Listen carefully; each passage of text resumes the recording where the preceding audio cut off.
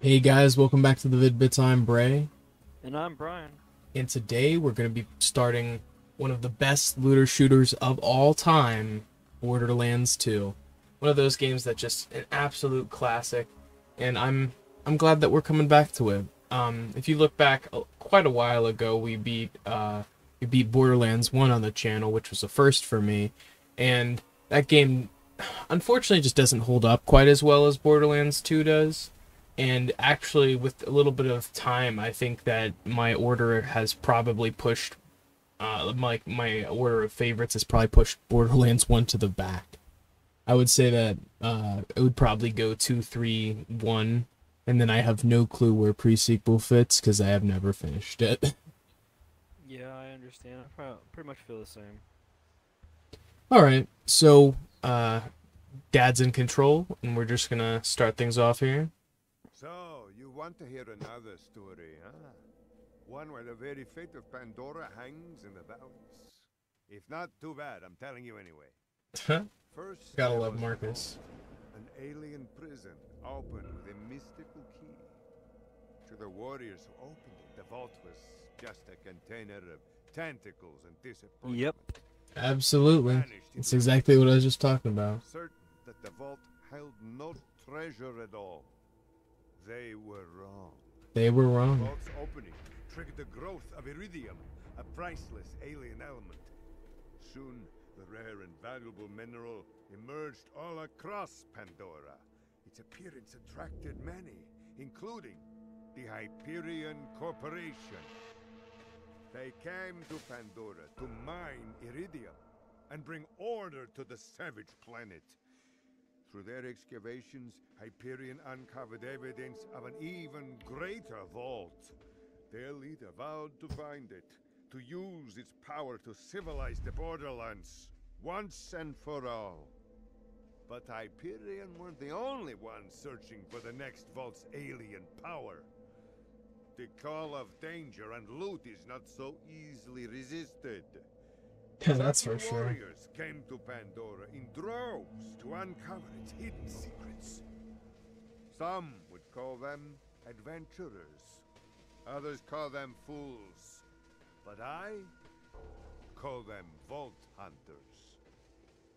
Our story begins with them, and with a man named Handsome Jack.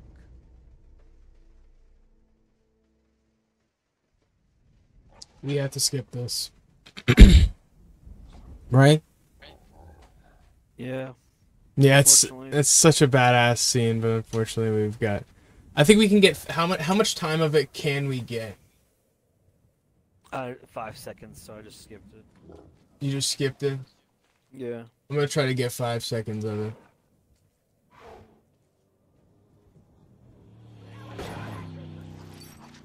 Such a cool scene. It's unfortunate that we'll instantly get demonetized for it. So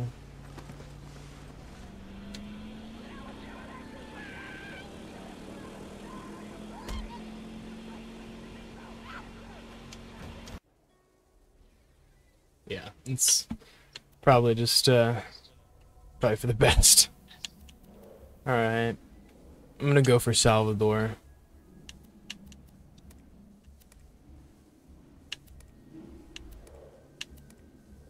Hmm.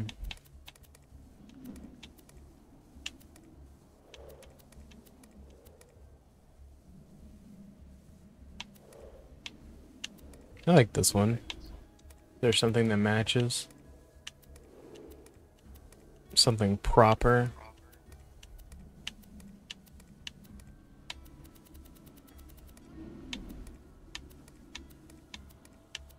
Ah, there we go.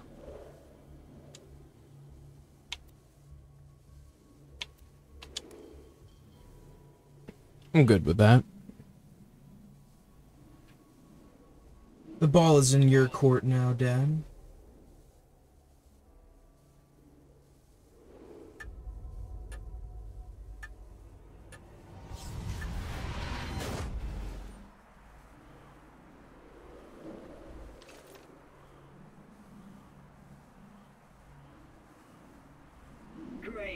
Another deadbolt hunter. You want to speed run this? Busy. Hold on one second. I was just trying to pull up stream. Not like a proper speed run by any means, but You're not it's like running it as quick as possible. Now You gonna give it a sound check? Claptrap, your metaphorical ship has finally come in. Allow me to introduce myself.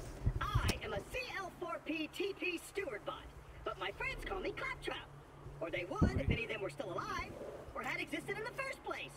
Oh, I've got I can turn things down if need be in my Take this echo communicator game that settings. totally didn't loot from one of these corpses. It comes with a class 12 heads-up display, Code check, complete 1, 2, with a 1, 2. mini-map. Now, come, friend. Let's get you inside. Man, this is great. Now that I have 178 golden keys. take vengeance against Jack for killing my product line and recruit Holy myself a shit. professor, so I stop thinking out loud. You'll be spending a lot for me. I only have 27, and I can barely hear myself on stream. Okay, so I need to turn game audio. Ooh, you've got a grenade mod. Okay, Those change the way your grenades now behave. talk. If you find the right mod, you can Hello, throw grenades hello. that home in on target, or spew flame, or split into a bazillion tinier grenades. They're badass. Well done.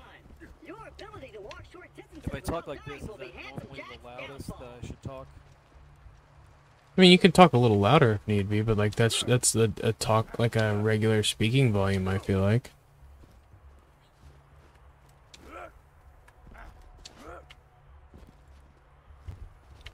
I'm still low compared to you.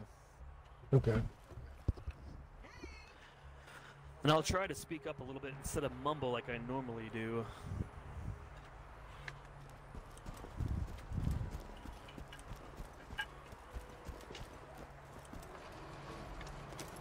And open! Just a little added security. Gotta keep those bully mongs at bay, or they'll rip your eyes out.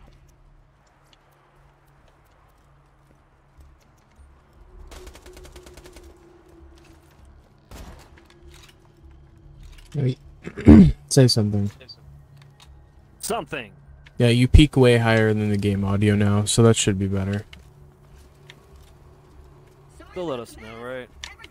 Yeah, hopefully. I just was barely able to be heard before, so that's fine. If I sound pleased about this, it's only because my programmers made this my default tone of voice. I'm actually quite depressed. Now, the creatures around here are dangerous. None more than this bully mong named Knuckle Dragon. Killed everyone I know. Killed everyone I know. Keep a pistol in the cabinet over there for emergencies. But in here, I have so many people in my life who are just absolutely obsessed with this game. My buddy Luke, my buddy Rival, my cousin Landon. All these people have played like... I mean, Luke's literally played 10,000 hours of this game, which is crazy. And then I know Landon's done easily 20 plus playthroughs. the gun in the cabinet. Just a lot of my friends were very passionate about the Borderlands series, and then they were disappointed with 3. Well, I think a lot of people probably felt slapped in the face by 3 because it seems to be a social commentary on a certain On streaming, culture. on streaming culture in particular, which I get it when it's like, hey, I'm streaming this crazy crime that's going on. That's different. I'm like, why are you doing that? You know what I mean? But like IRL live streaming gets a little bit more dicey. I totally get that, and I understand the criticism of like people who like who have such a they have such a disconnect in their mind, like when it comes to how they know these streamers, and especially big streamers, and then like they'll do anything for them. Like I don't know, you see people paying for shit for millionaires. Like these people you're paying for, like they have millions of dollars, and you're still gonna pay for their lunch or pay for their ride or their Uber or whatever it is. Like that's how devout. So I understand, but it's drummed up to 11. More so, it's more funny though when it's all fun and games until somebody gets killed because somebody's like, "Hey, go stream at that, pizza restaurant." And it's really a fucking gangster front or something, and You fucking are like streaming at the wrong time. And Oh, I mean, I saw something like that happen where someone got approached and they're like, "You have to leave." I've seen a couple of people who've seen you now, and you're talking loud and you're being disrespectful. You have to leave. But his chat set him up. His chat told him to go to a place that he probably had no business being in. Chat's like, let's get him murdered. Yeah, what the hell? Or I was talking the other day, like, someone asked, if we ever thought we would be, like, famous, or, like, and, like, that's such a subjective term. Like, the fact that anybody knows us past, like, 100-something people, that's famous enough for me. And it's like, if we got to the point where we had millions of people watching just overnight one night, I don't know if we could handle that pressure, you know what I mean? It's weird though, because like I have met people in public that I don't know that are like, "Do you stream?" I'm like, "What?" And it's because the algorithm will push our content to people locally that are interested in gaming, and if they hear one of our voices and happen to see us in public, I can't believe you actually had that happen at your job. That was kind of nuts. I've had it happen more than once now. This one guy says that he's like an administrator that has to like watch hotel security or something, and so when he's got downtime he'll put us on because he enjoys being able to have us on in the background so he can't just die from fucking boredom. Pretty cool. Did you just rat out?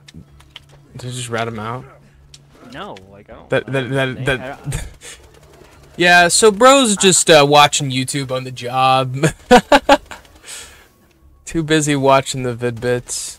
No, I mean, it's got to be one of those situations where obviously nothing like, fucking happens. We multitask where, I mean, I'll watch, when I'm grinding games, I'll watch a movie. But yeah, think about, like, security is kind of a different... You're just adding another monitor onto the That's true. That is true. It's not like... Your specialty is looking at many screens. Many faces. Where is Manny? Dre! It is, man. It is. It's I don't know. I mean, I think the fact that a majority of our Switch 2 purchase is going to be paid for by you guys, at least 75% of it, that's just crazy. At least the console itself. Yeah. You guys will have paid almost the majority of the console, so we can really focus on hardware and games. Yeah. So, I mean, that within itself, like, we would not...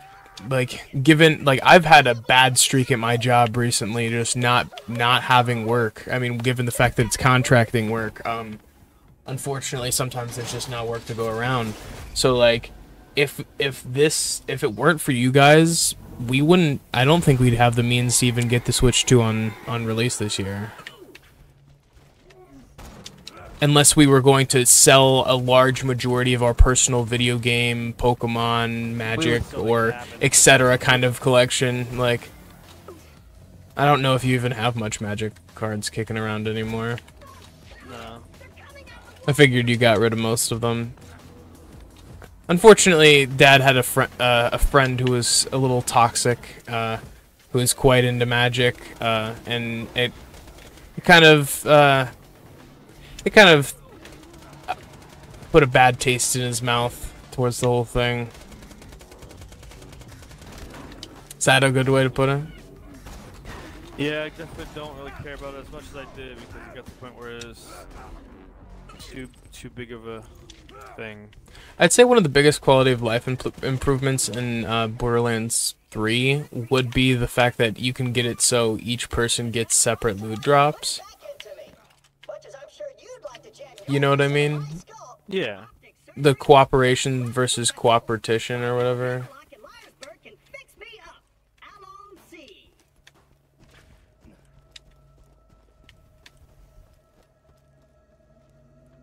Another reason why Borderlands 3 is, you know, not as good as Borderlands 2 in my opinion is because, you know, they changed Claptrap because the person that did his voice was somebody that was internal to Gearbox, and then finally decided since he was such a good provider of the character that he wanted to get salary like other voice actors, not necessarily on the same scale, but he just wanted consideration, and they were like, no, and they fired him and just basically made a filter that allowed somebody else to do it, and it just doesn't have the same soul. Well, it was nice knowing Yeah, you. it's just kind of sad.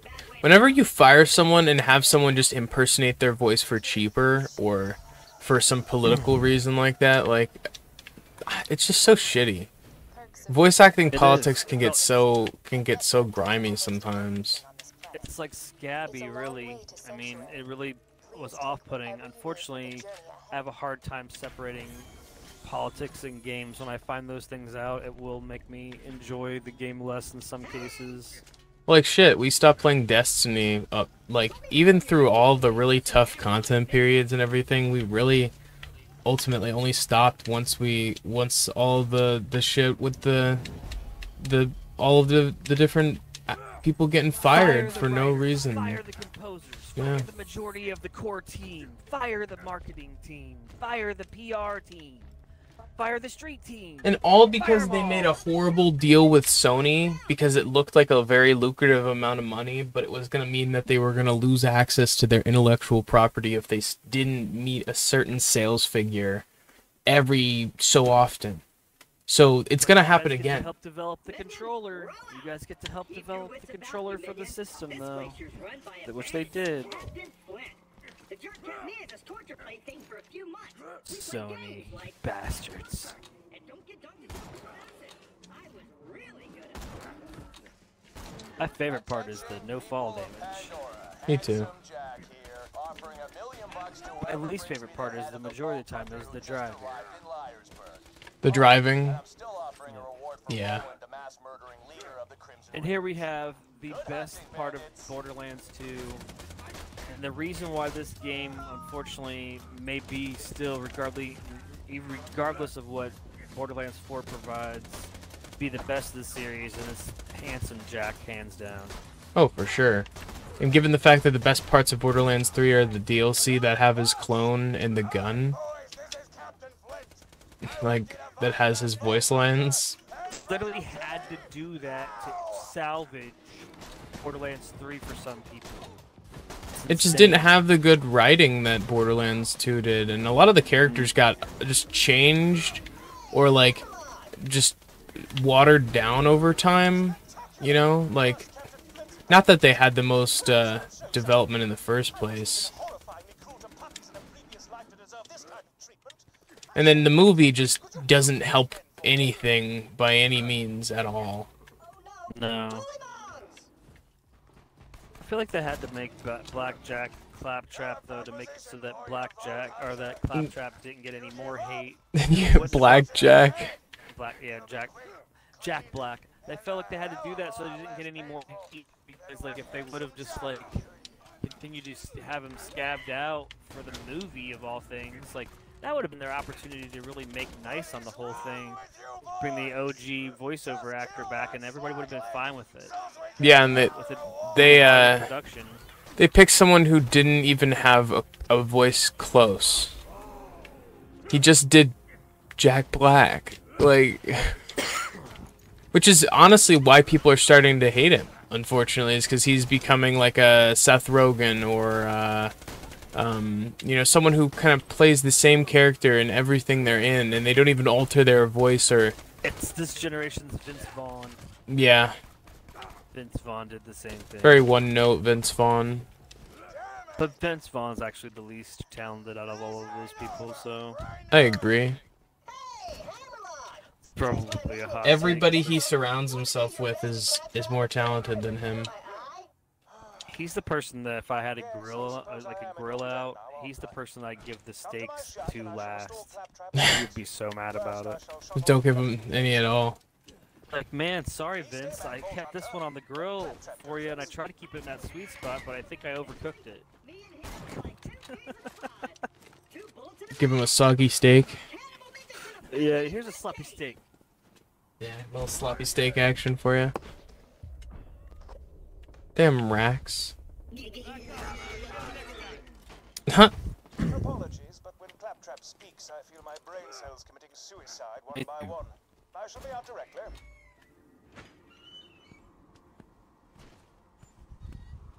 A pleasure to meet you, Vault Hunter. I am Sir Hammerlock. Dre, I completely agree. Sorry I didn't address that. It's very we couldn't be more like thrilled that we're in a position to have the channel help us like that, because like, you know, vicariously people that put hard-earned time watching us and money into us will know that we're able to get that coverage of that stuff, you know, on the forefront. And there's going to be people waiting a while, you know, for their channels to be able to get the resources to do that. And we're just very thankful and blessed to be able to do that early because of you guys.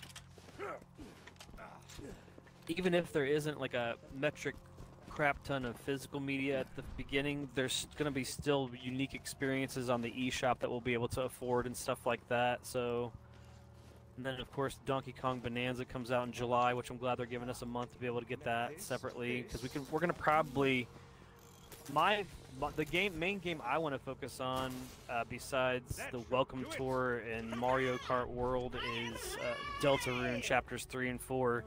Little spoiler alert, little hint here, but for the game of day May that I'm going to pick, one of the games I'm going to pick is Deltarune. So I'm going to try to, on that day, get caught up to where when the Switch 2 comes out, we'll be able to get right into Chapter 3.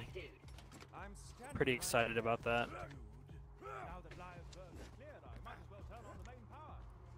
You can never be too well armed. Minion, roll out. I see our fearless leader Jack is looking for it. Hammerlock is like my least favorite character. He's just boring.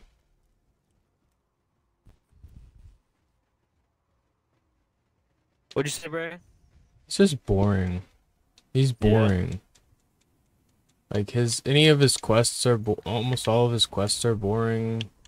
He's not that interesting as a character as a whole. I just noticed your patriotic Uncle Sam hat. It's not what I was trying for it to be. It's more like a fancy hat, but it's fancy. And then I picked the suit and it made it red, so I was like, oh. Okay.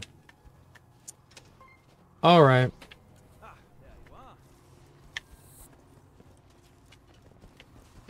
If you don't know where you're going, I follow you and then I just turn back around like blurb. You're doing it on purpose now. Here's what's gonna happen, Vault Hunter. My first mate, Boom Boom, is gonna kill ya. Jack's gonna pay us, and I'm gonna play hopscotch in your chest cavity. Flint. Flint and steel.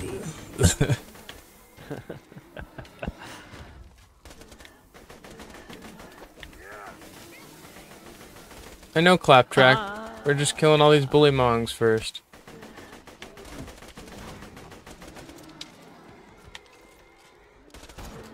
I can't wait to be driving around in free mode in Mario Kart World, where literally we can just bullshit around cross country and find like the hard parts of the courses, practice them at leisure, be able to like see how people do different things, and you know, just casually do that stuff, and then actually apply that knowledge to races when you do them.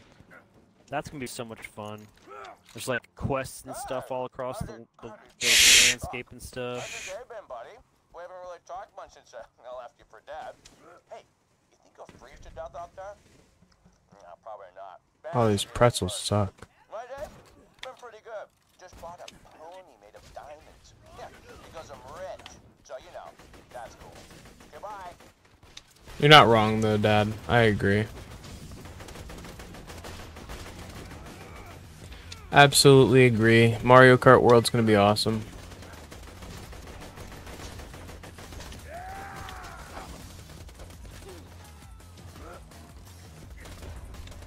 Not dead yet. Fight through it. You are a badass. Freaking knocked me away.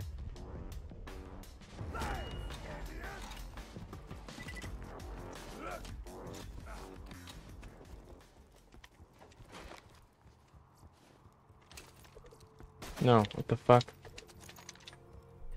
The cool part is there's going to be plenty of time for people to develop their own metas and their own, favorite combinations while everybody is figuring out the statistics and the logistics of why things work well against what areas and stuff. And it won't be like everybody already knows, because Mario Kart, the last one, a lot of that stuff carried over from the Wii U version, and everybody already had meta, combinations, they didn't vary for a long time.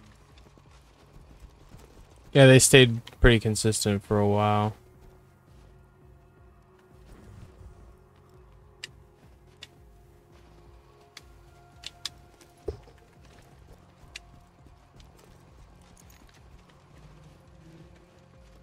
Protect me, Squire! I just got jumped.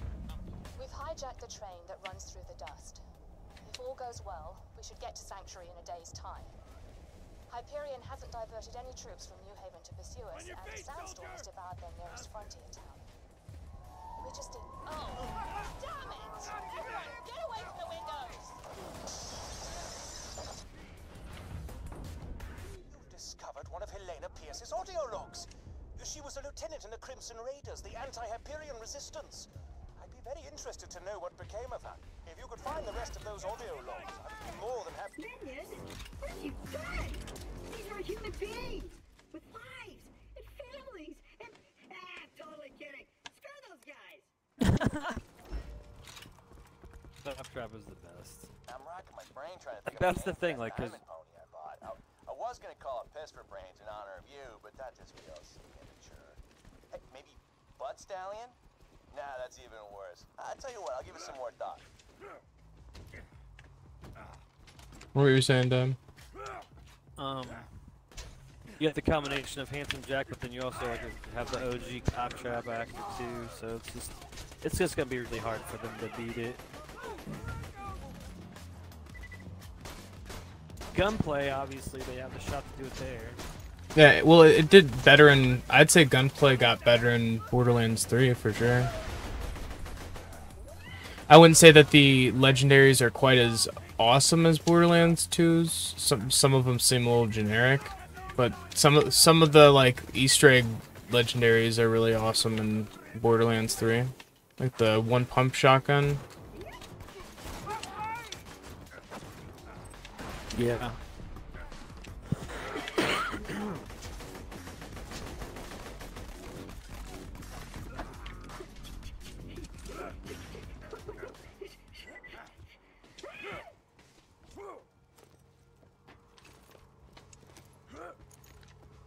There's shields up here, Dan.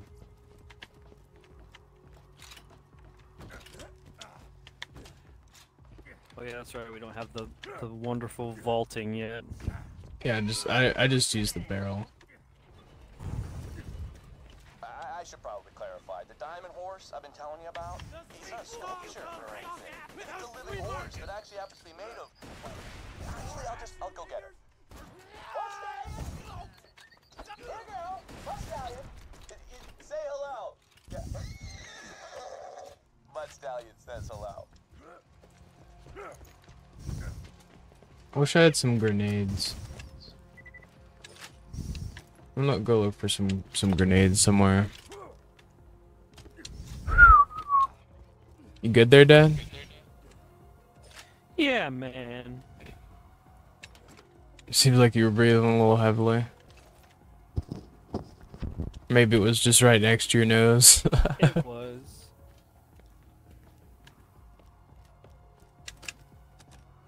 No grenades anywhere. This way.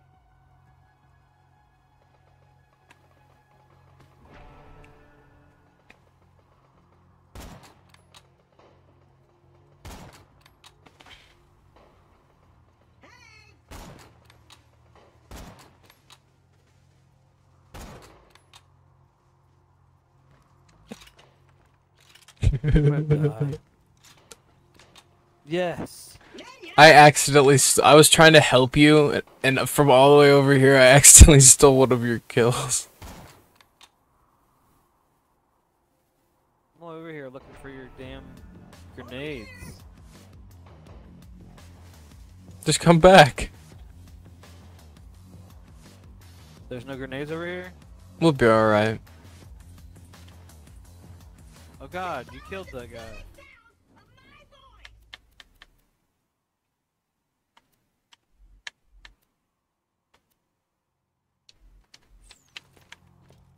Come on, minion! On the ammo!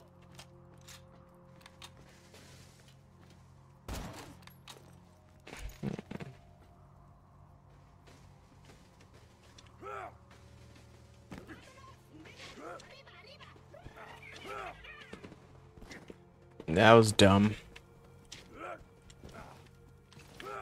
I was wondering if you could jump on this little corner piece. Oh, you can. And you jump up. Yeah, this is saving no time. What's up, buddy? You're funny.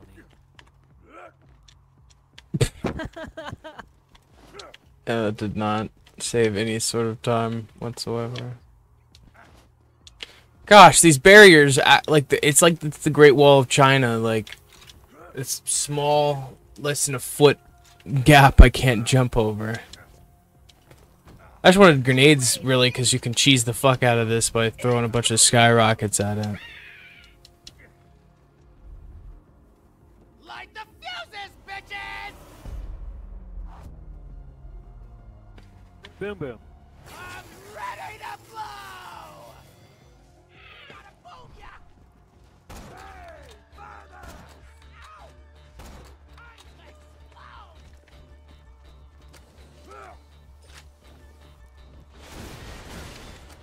Well, that was pretty devastating.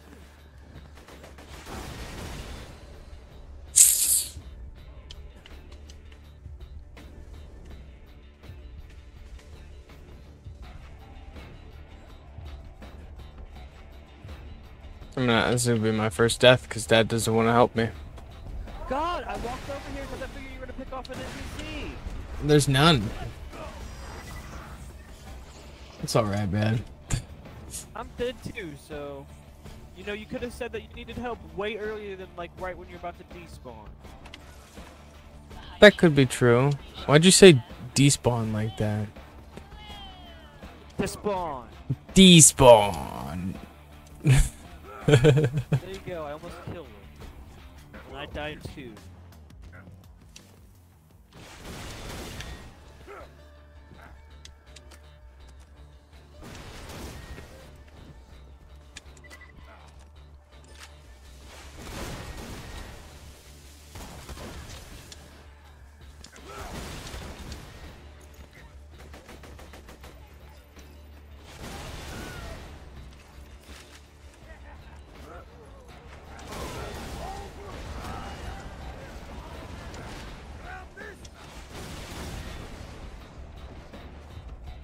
That's what I meant about taking out that thing with grenades. You're good, I got you. Just absolutely destroys it.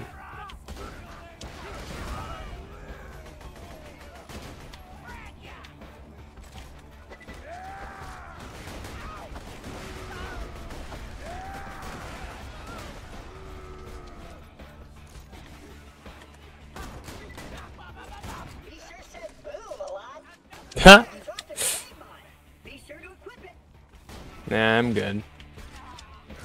Alright, we've unlocked our skills.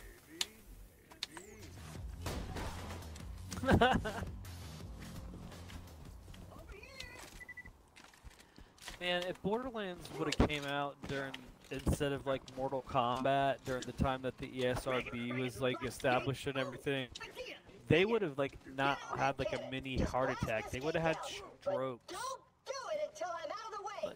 Look, they're trying to desensitize the youth by making them accepting blood and gore so easily. And cussing too.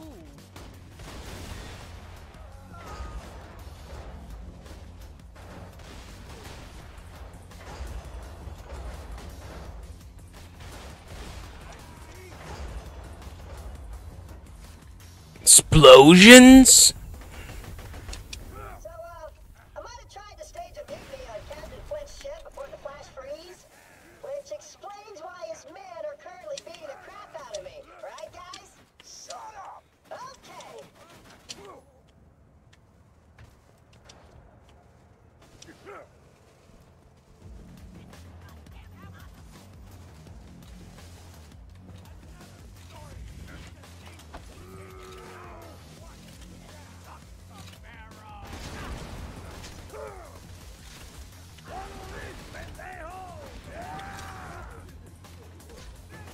Being a Psycho voice actor would have been so fun, I bet.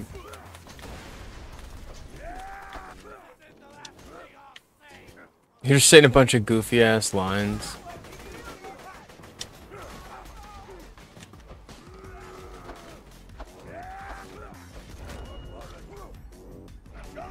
What the hell? Did you blow up a barrel? No, I'm not even close to you, dog.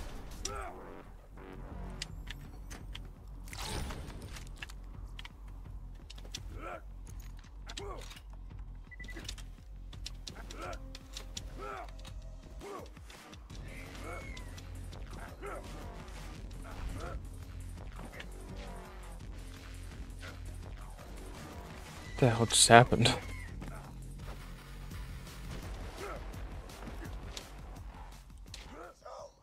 Claptrap's got a new friend, huh? I gotta say, I missed the little hunk of junk. The noises he made when we set him on fire brings a tear to my eye.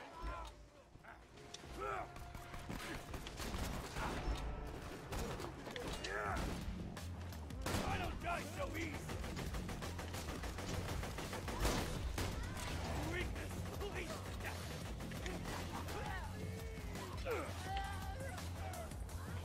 This is one of my first Salvador playthroughs, really. I mean, I've started a couple. I've never finished one.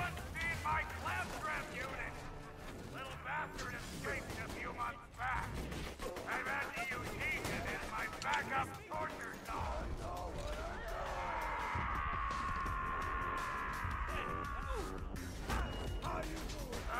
Just hate the pain.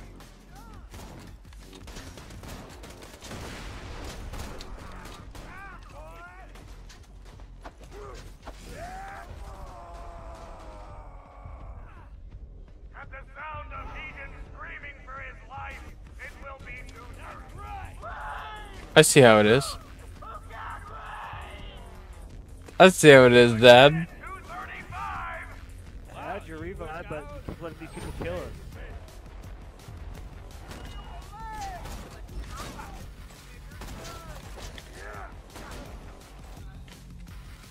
A few of you have asked me why I keep playing these pre-recorded messages on a loop. Well, I've got a great answer for you. A red hot poker to the eye. Isn't that right, Claptrap? That's Captain Flint. You gotta be pretty badass to fire a sniper accurately with one hand.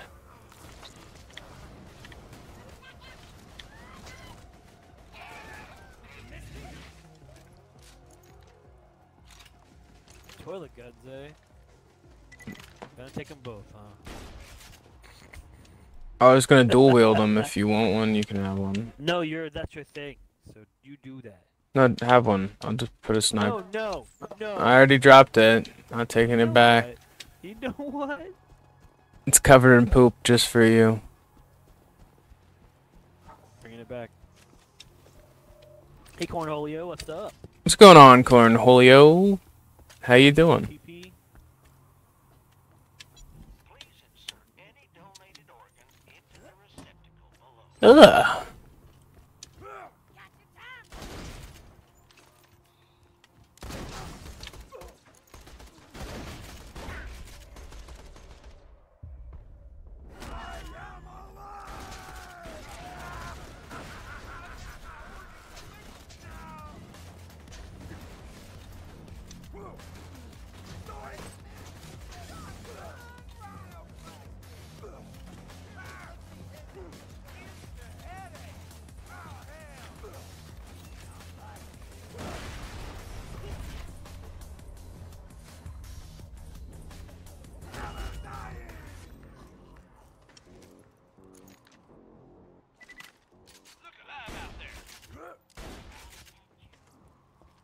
Got a proposition for you two.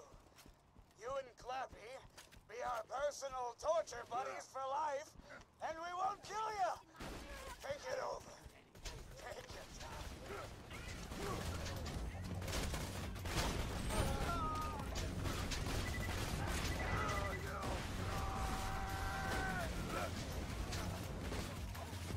Oh, that was badass.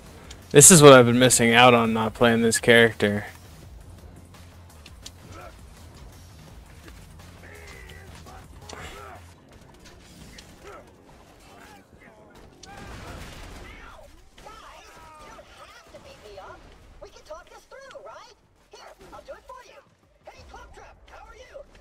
I kind of wish you wouldn't beat me up, though. Why? Because it really hurts. You make a good point, Claptrap. But beating you up makes us feel really good. I know, guys, but it makes me feel really bad. You're a robot. Are you even capable of feeling pain? Well, no, I guess I'm not. So, pummeling you makes us feel good and doesn't hurt you. So there's no harm in us continuing to do it, right? Actually, Poor Claptrap.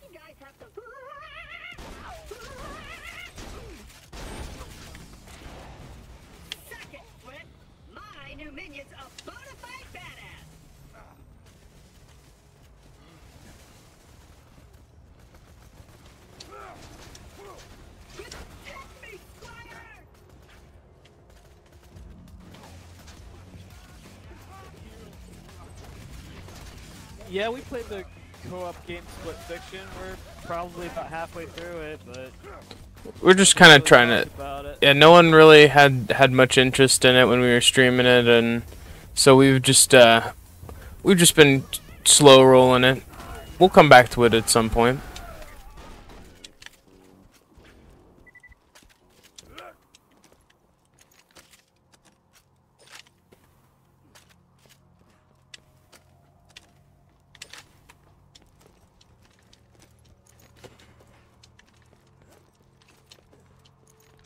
Yeah, it's pretty fun. stairs? I can't climb stairs. Let's find another way up. Ooh, a crane. Find the controls.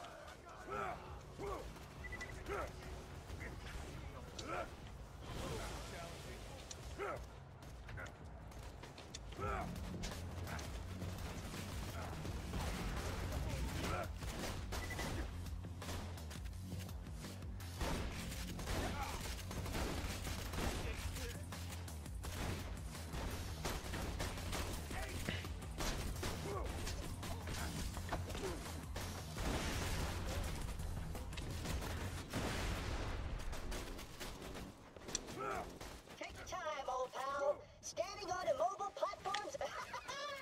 I ascend!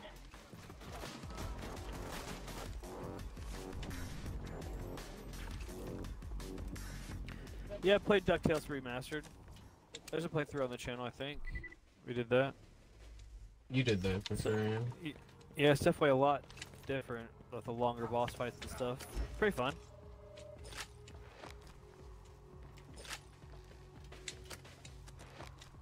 I like the fact that they got the majority of the OG voice cast together to do it before the guy that played Scrooge passed away. And I feel bad that I don't remember his name.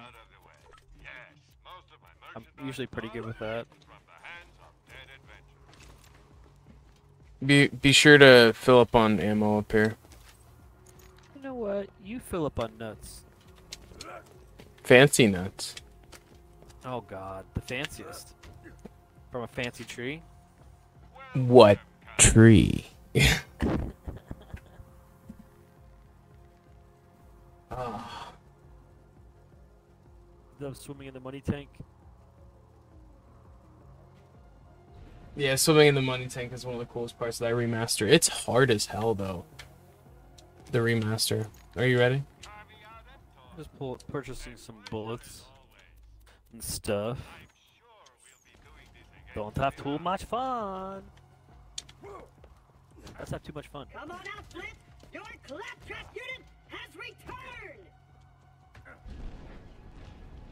I'm gonna destroy him.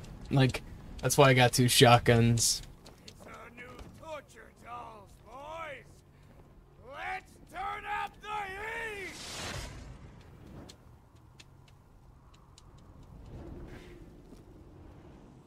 Oh, sphincters! Oh, sphincters! Come on, Flint. You wanna stay up there? You can eat some of these.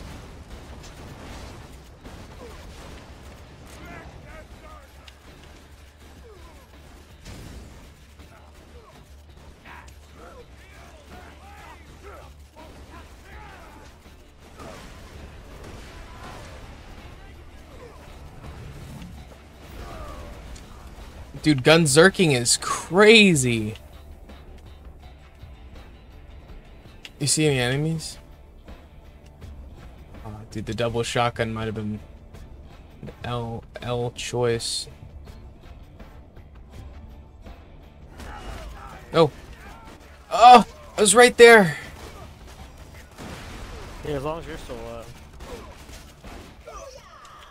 You're the most fearsome warrior this glacier has ever seen, pal.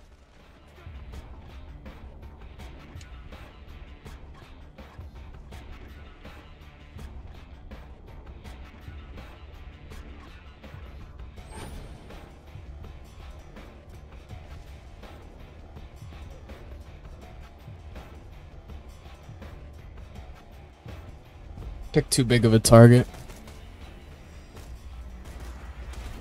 I got the pistol. Do you want it?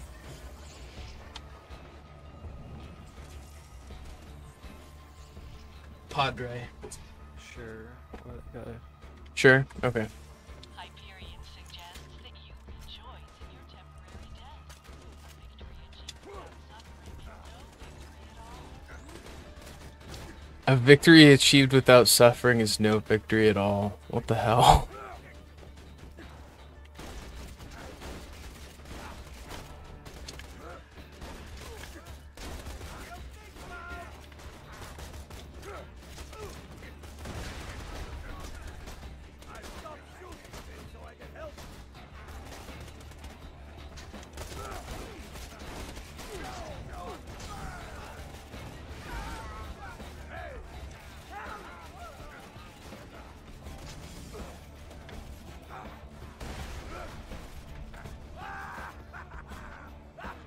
Sorry, my controller died. I can't. Oh, okay. There we go. It wasn't letting me reload while Gunzerking.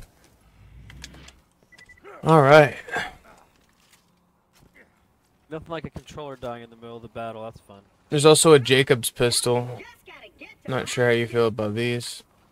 Which one did you offer me? You can have them both. So.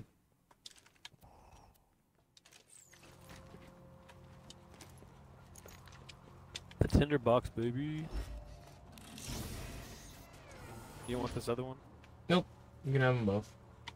I gotta see where I'm at. You can also have it either of these weapons if you so feel.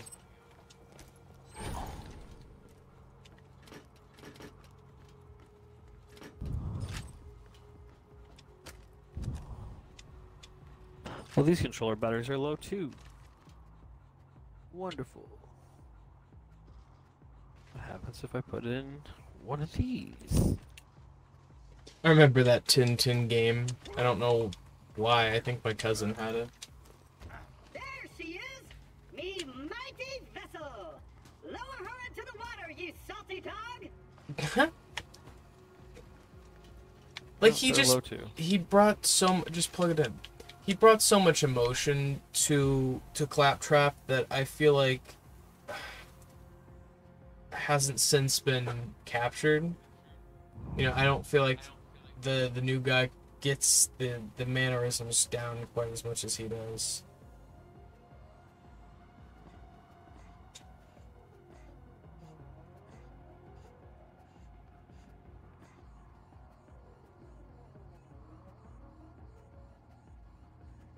I love this game.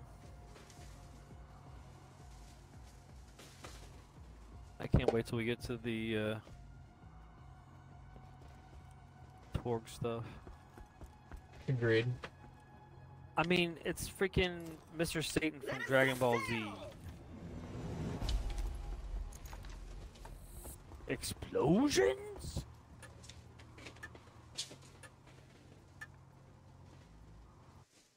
The Tintin movie is underrated. I can't speak to that, but I'll trust you.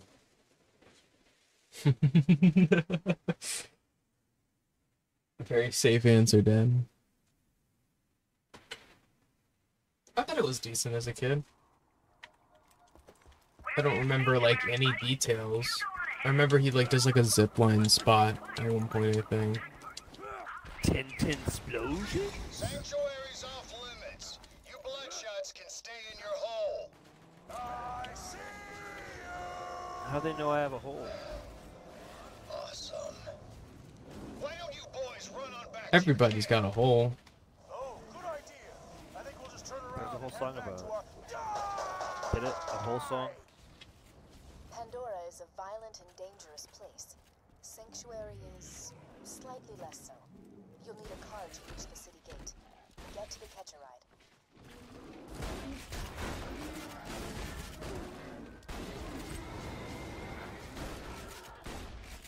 Thanks for giving me this fire pew.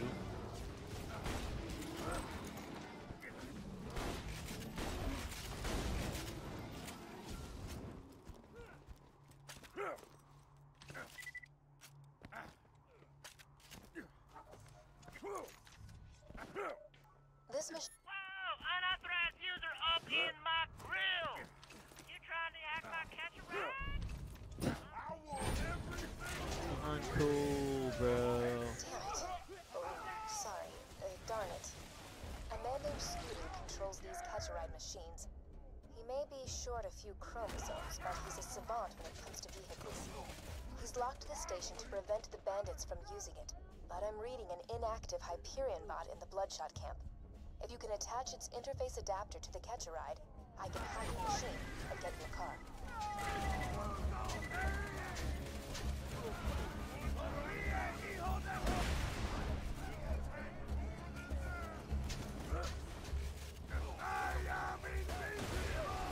I can't believe I've never played this character. I used to, as a kid, I was exclusively against playing tanky characters for some reason. I just didn't see the appeal. But after multiple playthroughs playing Zero and doing the stealthy, like, invisible playthrough, I feel like this is a lot more satisfying.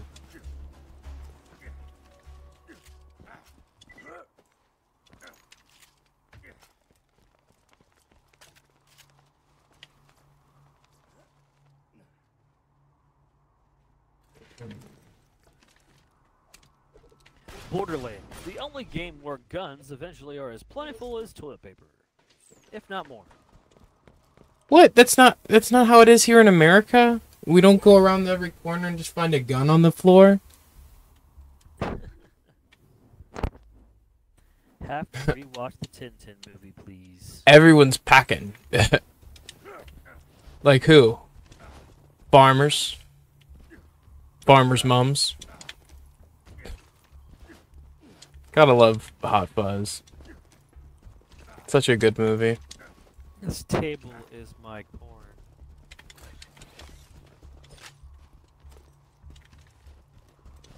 Everybody in their mums is packing.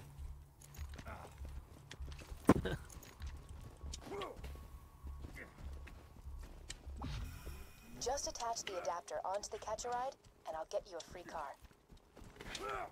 We're gonna hack this sumbitch's catch ride. I just can't believe that their like police captain is like Professor Slughorn from Harry Potter. Yeah, literally. Well, they went with an all British cast. But I mean, just like to see him like a not like a little, you know. The outfit he's in, that he's in. and the outfit he wears is hilarious. Wait a moment while I hack the catch-a-ride. And the fact that like they every time that every time someone makes a mistake, everyone else gets rewarded, and then the person who made the mistake doesn't get whatever everyone else is rewarded with. Getting pudding. No chunky monkey for a week.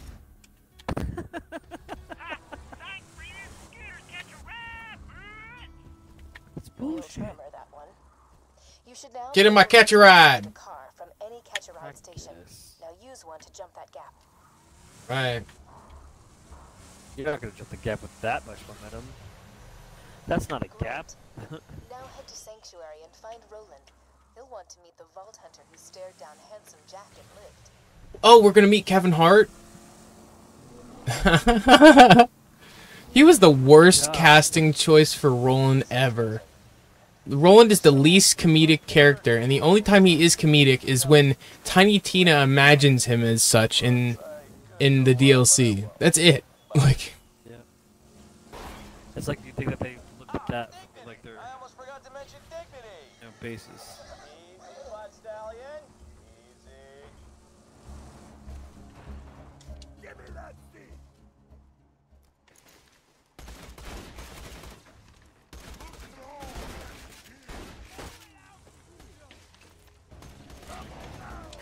How do I get out of this? Oh yeah, I just press buttons until something happens. There's so many, like, you accidentally press to switch seats, and then you keep switching seats over and over again. Yeah, that's what I did. Yeah, I totally get that.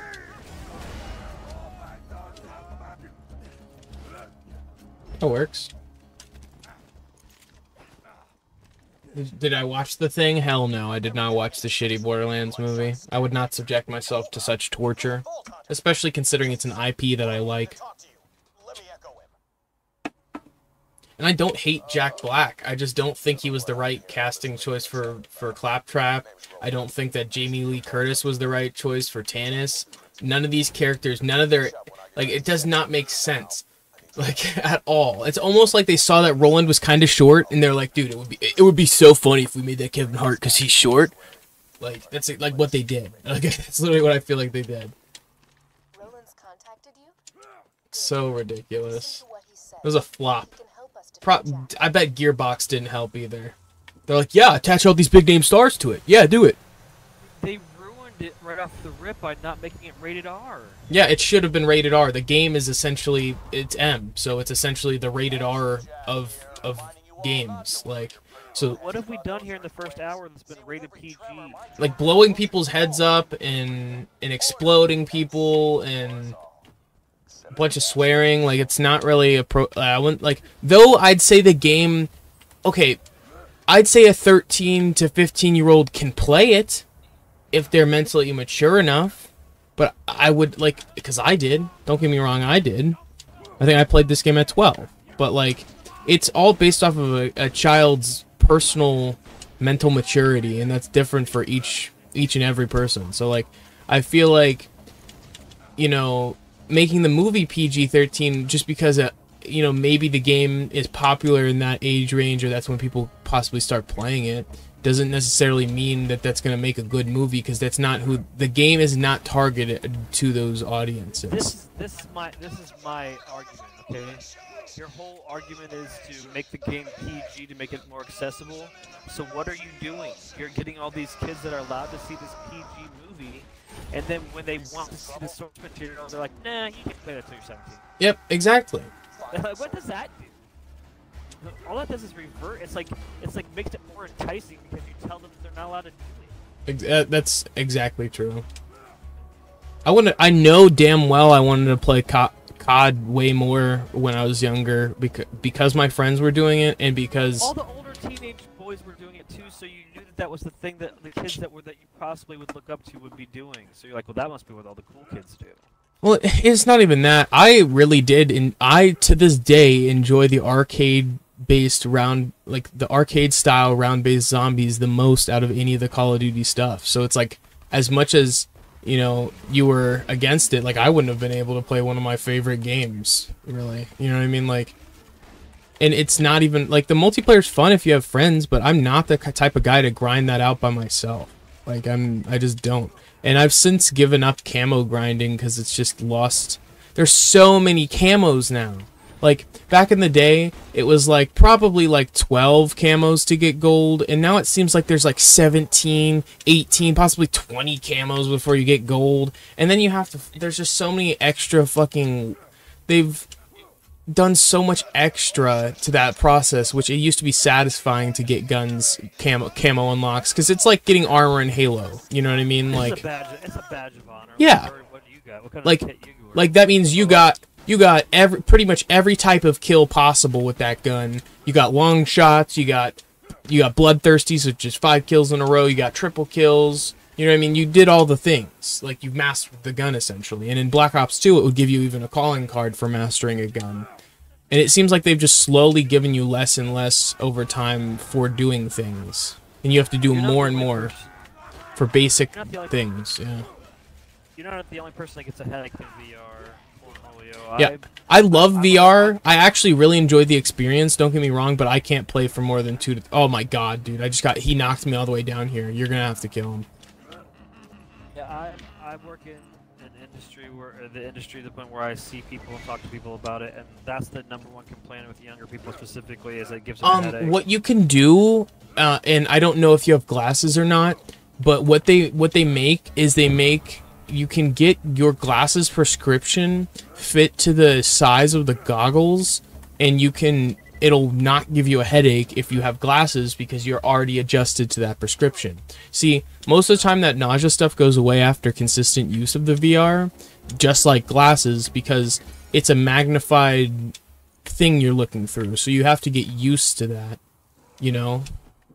I'm glad I could teleport to the vehicle. I was thinking about it, I was like, I could save a little bit of time here.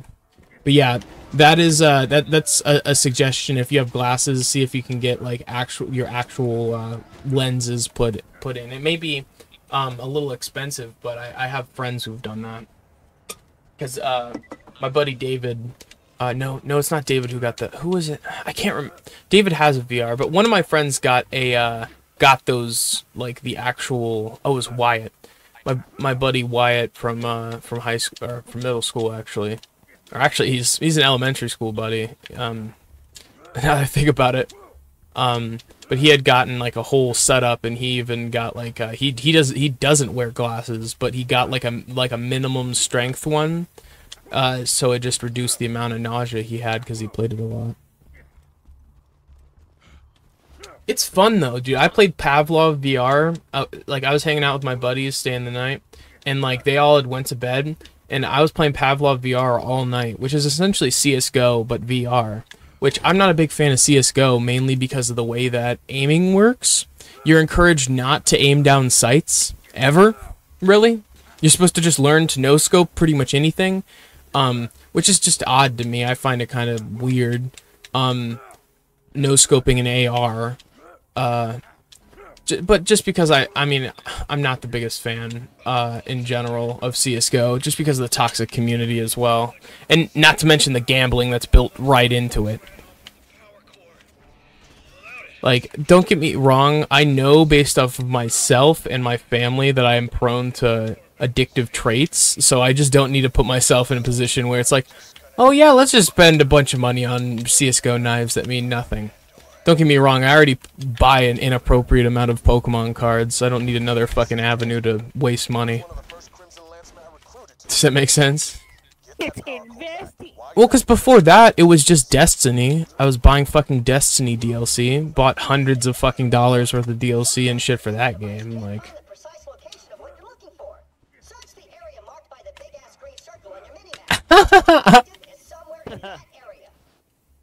real.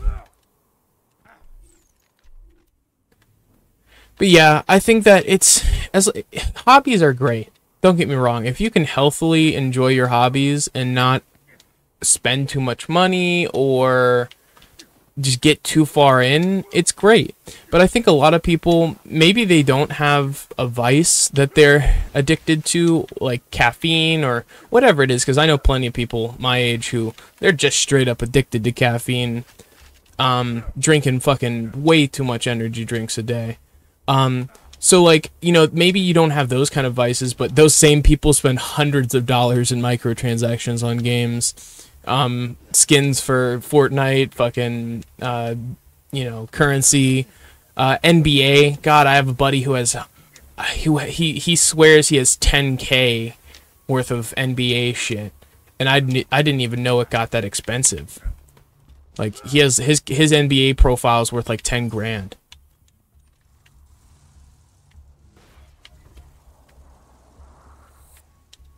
I didn't even know that stuff got that expensive. But then again, I mean, I'm sure a lot of people didn't think that video games can get as expensive as they can get. And well, fucking parents that get nagged to get their kid a fucking Fortnite $23 V-Bucks card every week, then they're literally paying $3 a day, $3.10 a day for their kids. If they're buying, honestly, I wouldn't. Not, this is no sort of promotion, but if there's any parents out there and they're seriously spending that kind of money on Fortnite and their kid's main game is Fortnite, they should buy that stupid Fortnite club thing. They should at that point, right? Where they give you V-Bucks every month. If you're buying fucking $20 worth of the shit a week, you probably should just buy that. Okay, this is where we're supposed to be going. But Dre says compliments on knowing and applying the knowledge about addiction sensitivity and the genetic part of it. That's true. well, because it's extremely true. I mean, I watched my family get destroyed by countless addictions on both sides, and it's just, yeah, it's one of those things that I think more people need to be knowledgeable about their family history to know what kind of behaviors they may be prone to doing, you know. But also know that it's just follow me. For you to blame your heredity. That's the other thing. That's the other thing is I think a lot of people, they'll just be like, oh well, my family has addictive behaviors, so then they're like, oh well, I'll just feed into that. I will just become an alcoholic. I will just overconsume whatever thing. And it's like, that's not an excuse to, but that will explain behaviors that may otherwise go unexplained. You know, like, I had family members stealing from each other to feed their addictions. You know, I had, you see it all. I mean, and when you come from that sort of family... Are we done? We're done? I think there's a skip. My cousin Landon showed me a really cool skip where we can just run over one of these patches. Like, we can, like, jump up and run over it and then go straight to where we need to go because it's right over here. I just need to find the spot we jump up. I think it's off of this onto that. I could be wrong. It could be back this way. It was a really cool skip, and I was telling him he knows all kinds of tricks like that. I was like, dude, you should speedrun this shit. Even if you don't record it or anything, like, you should do it for you, because he was just showing me all kinds of stuff, and I was trying to replicate it here, but I don't know if I really know exactly where. I just followed him. But he literally scaled this mountain here, jumped over and gave the power and put the power core in. Picked the power core up and put it in. It was fucking flawless. But we'll go the long way. The long way? Which is through this part and to the left.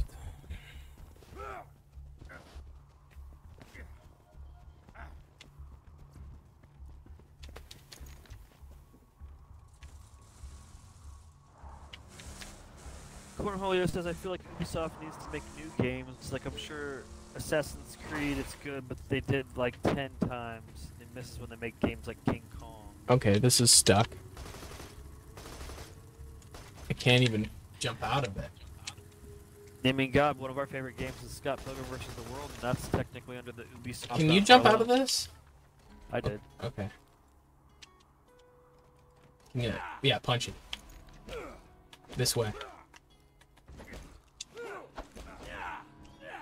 You good? Don't want to kill it.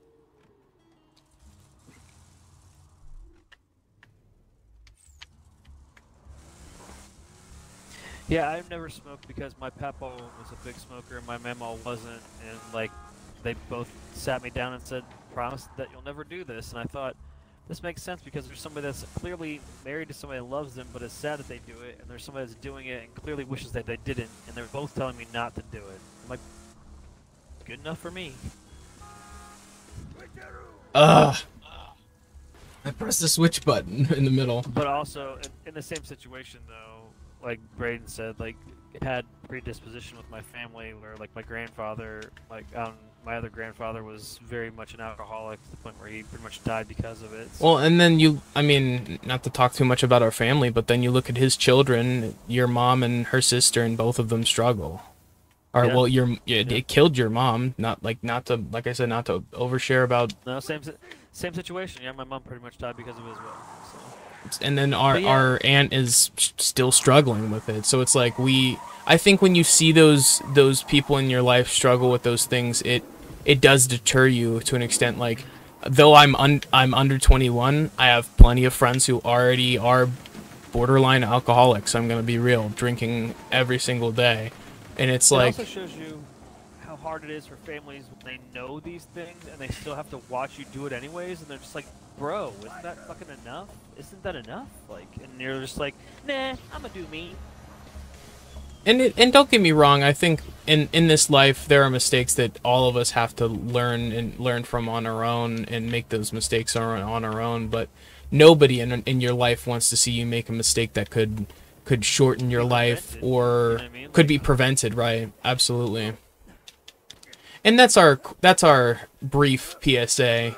Just because, you know, I thought it was relevant just because, I mean, I had friends growing up who were spending hundreds of dollars a week on video game related microtransactions. I had friends who were buying CSGO cases every day, spending hundreds of dollars on that. So, like, I've seen it all. I mean, I really haven't. My issue is, and this is the last thing I'll say about it, and again, I'm in the industry, so I see purchases that have to do with video game consumption as far as, like, digital currency, and I see how parents are, you know, basically either enticing their children or bribing their children to do things to get this digital currency, and they're buying it. But I'm going to be honest. Okay, to be fair. Let me just finish this thought real Okay, quick. It makes me concerned about how after they are no longer with their parents, that if they're going to be putting themselves now in a trap of addiction, in a situation where then they're going to be used to having that card a week for $23, and like now that's on them. I mean, I knew friends who after their parents stopped paying for their video game related stuff totally continued buying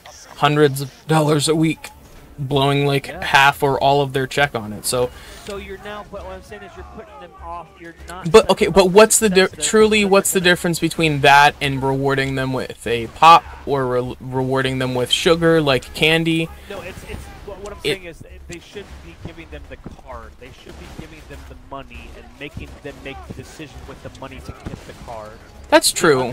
So they understand that money is something that they're going to have to be respectful well, for. The other thing is responsible to create, to be able to make that same type of purchasing power every week. This doesn't just come out of nowhere. Well, I agree because like you guys made me. You also wouldn't just fix the problem. Like you'd be like, well, you have the choice. Are you going to get a new game or are you going to get that new headset you need because your current one's messed up? Right. You're fine.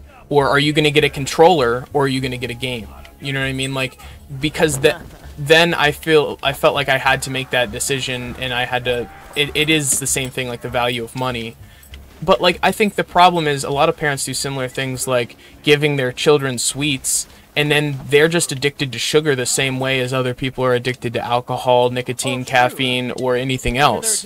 They're addicted to having a candy bar and a pop every day, and then they realize, oh my god, now when I have to pay for that myself, it's $4 a day. And then now I want a $4 a day habit because my parents rewarded. Well, and then you look at maybe they don't know the fact that I mean, shit, our family's predisposed to diabetes as well. So like that's another thing is you get that reward going and then later in their life they learn way too late that they have diabetes now and they could have prevented that by having that knowledge that hey, grandma has diabetes, great grandma has diabetes, all these other people in your family have had this. So watch yourself.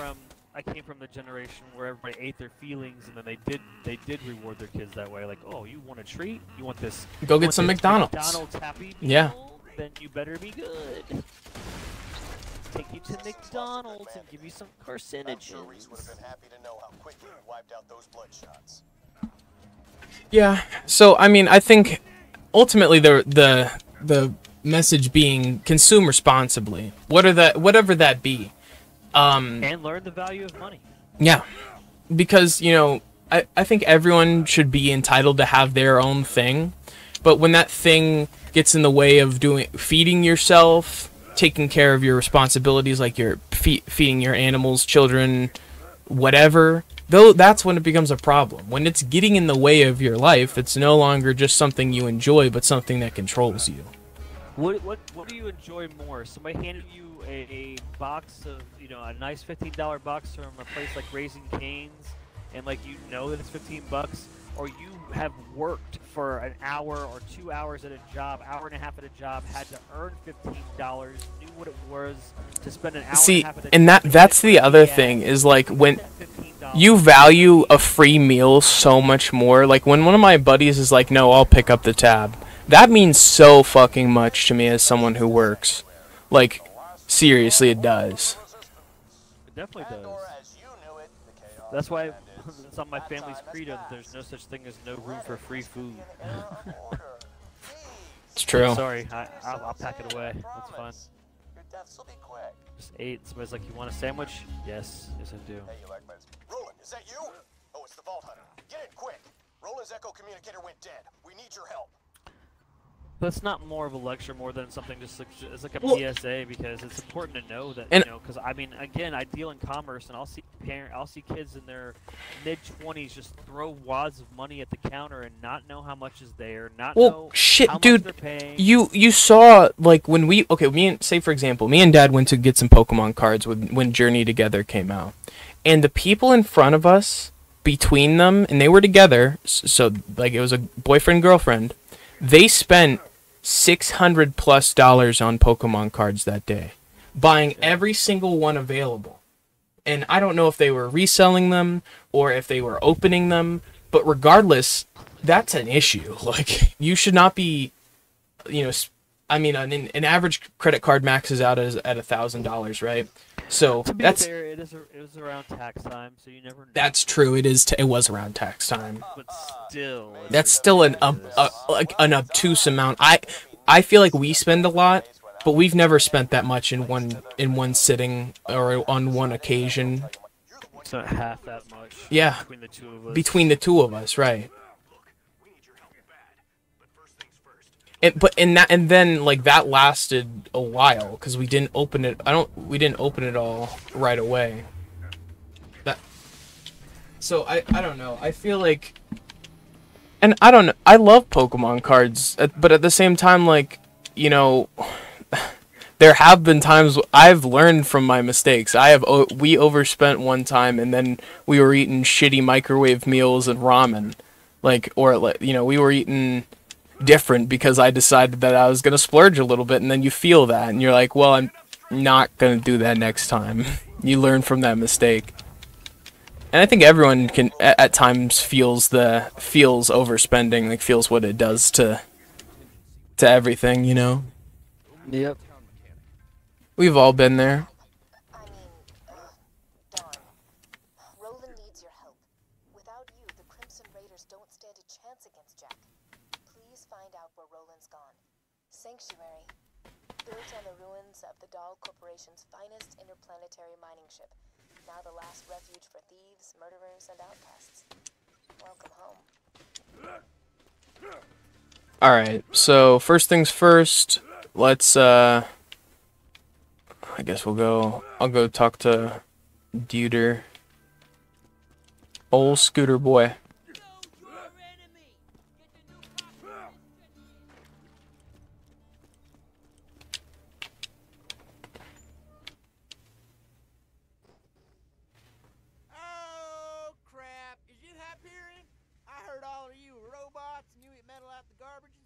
New U-wire death machines become for me once Roland went missing. Now, if you're here to kill me, you should probably know. You'll never take me alive, you robotic son bitch!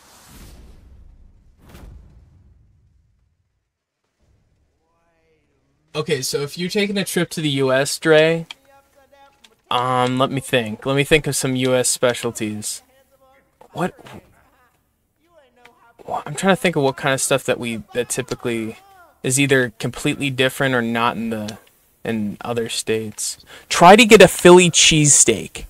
I know that you may not be going to where an authentic one would be made, but try to get a Philly cheesesteak from somewhere, wherever you're visiting when you go to the U.S. That's something that's pretty American. What else? What would you say, Dad? What's something that you could get in most states that you can't get out of the country?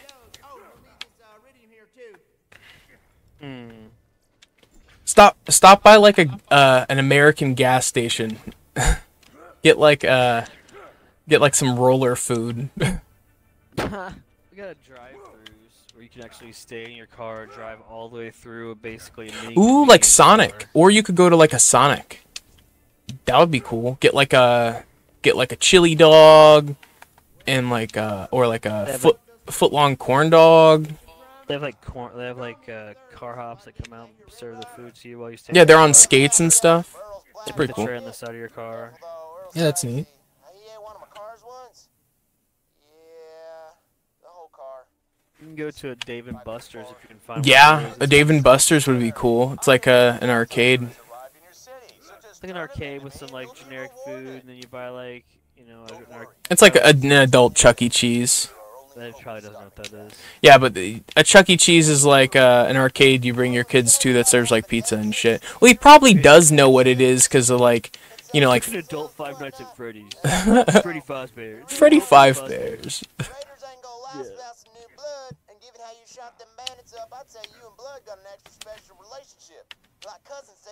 Brandon, I already spent all. You talking about addicted personality? I already spent all my money on the slot machine. Come on, Dad. We just got here. I know. I know. I'm addicted every time. It's your fault. You want a purple shield? That sounds very not PG. I got a turtle shield, an armored turtle shield. That sounds not PG either.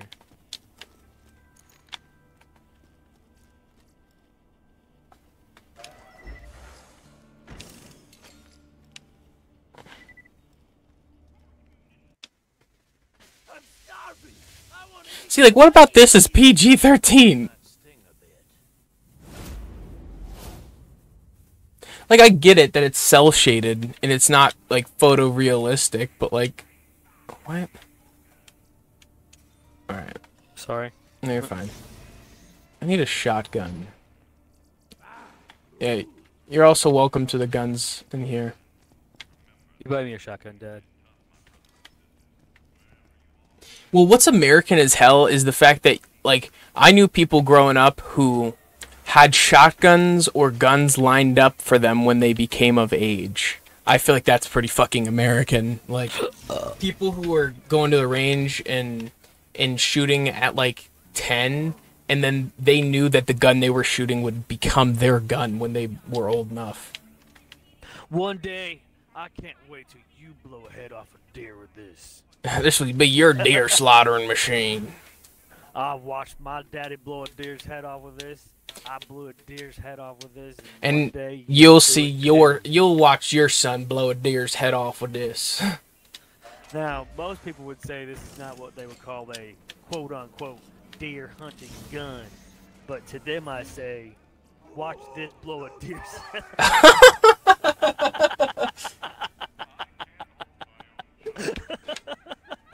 Yeah, those are on YouTube. Oh, it's funny.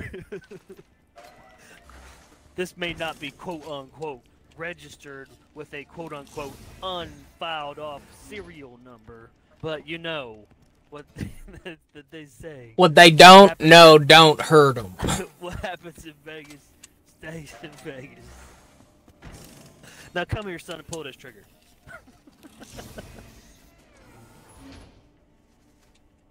Take them to sell. These granadas. Take them to sell these granadas. Take them to sell these granadas. I don't have any more granada room. They're good though. Figure it out. I'm figuring it out. I want another shotgun.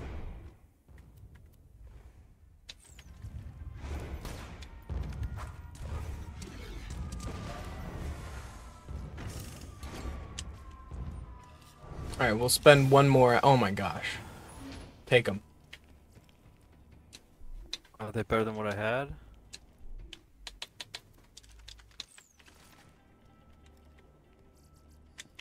I'll take them then. Alright, one more. Shotgun. Damn it. Take them. Yep, more gambling. You're gambling. No! You're gambling. I was just warning against this. Then here you are gambling it up. These were free. I mean, I got these off of fucking Twitter. Oh my god. This box hates me.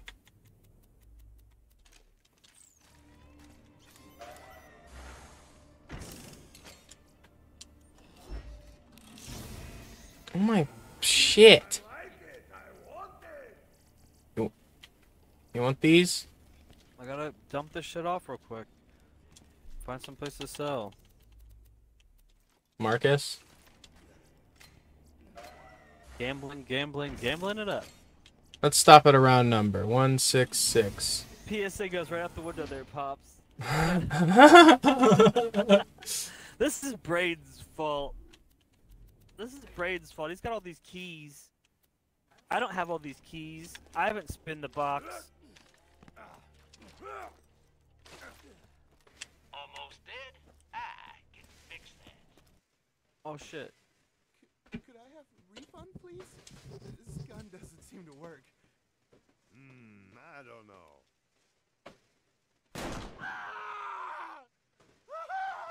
Looks like it works to me.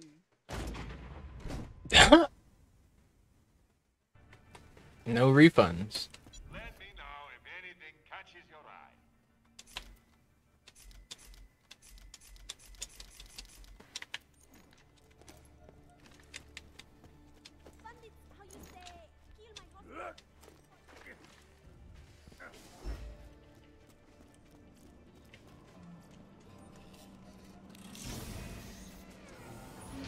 Braden, stop spinning the box. You're making yourself look like an addict. We're not even level 10 yet. Stop it. Take them then. Challenge complete. Go. Ugh! I wanted a shotgun. Well, then spin it till you get a shotgun. No, I'll Yes. just... No, you talk to Crazy Earl. All those spin slot machines. What are you doing that for? I don't know.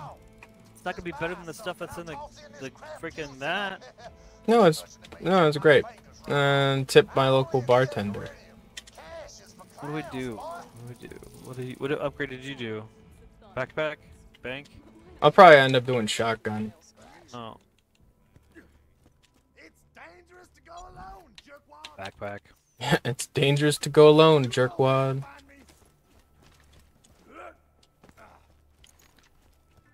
You're making yourself look like an addict.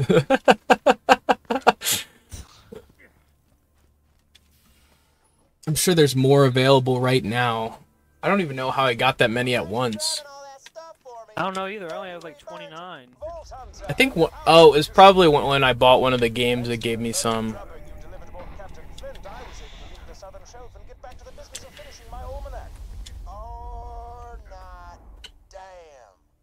Well, now we really gotta find Roland. You know what? Maybe get to Roland's place. I think he might have left a message there for you. This is a recorded message to any Crimson Raiders in the area. Sanctuary has been... My cousin just visited the Netherlands the other day. He's stationed in Germany, so it's like a 6-hour drive or something.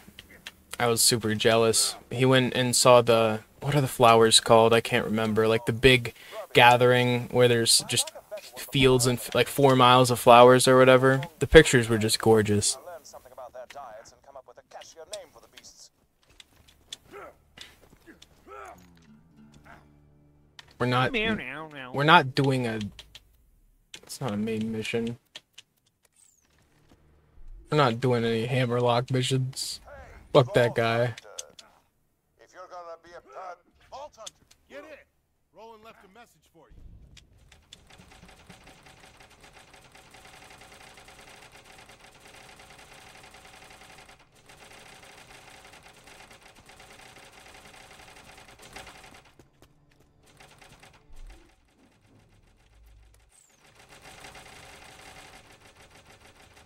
Are we having fun yet?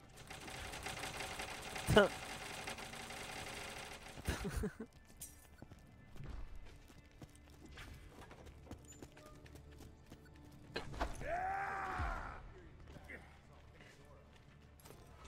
soldier. If you're hearing this, I'm in trouble. Right now, you're the only thing standing between this... Right now, you're the only thing that's standing between us and saving Kevin Hart. I left info about my whereabouts in my... This is the Firehawk. Come to Frostburn Canyon or people will die. The Firehawk! That's a pretty brief message. Oh, crap! If the Firehawk's got him, Roland's in deep! You gotta get to Frostburn Canyon and rescue his ass! If Roland I love how countries are just so close together in Europe. Like, you can just go visit anything quite easily. You could plan a day trip around it and go visit somewhere that looks completely different to where you Why are live. we jumping around this in a circle? I was waiting for that to tell us where to go. Okay. What are you doing? Catch a ride!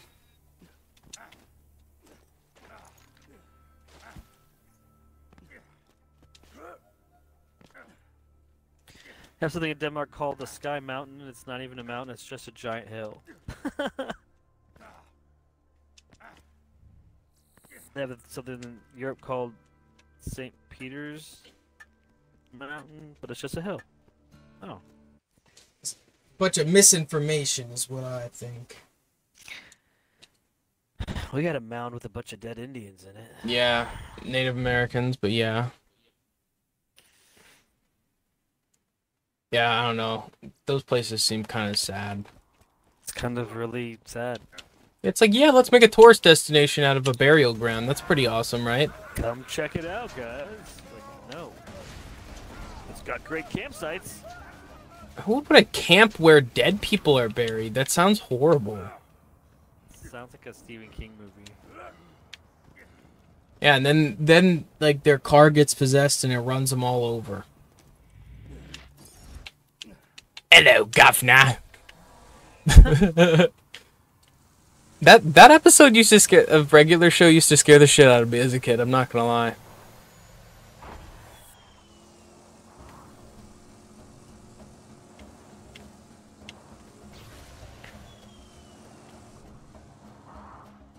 There's a big boat.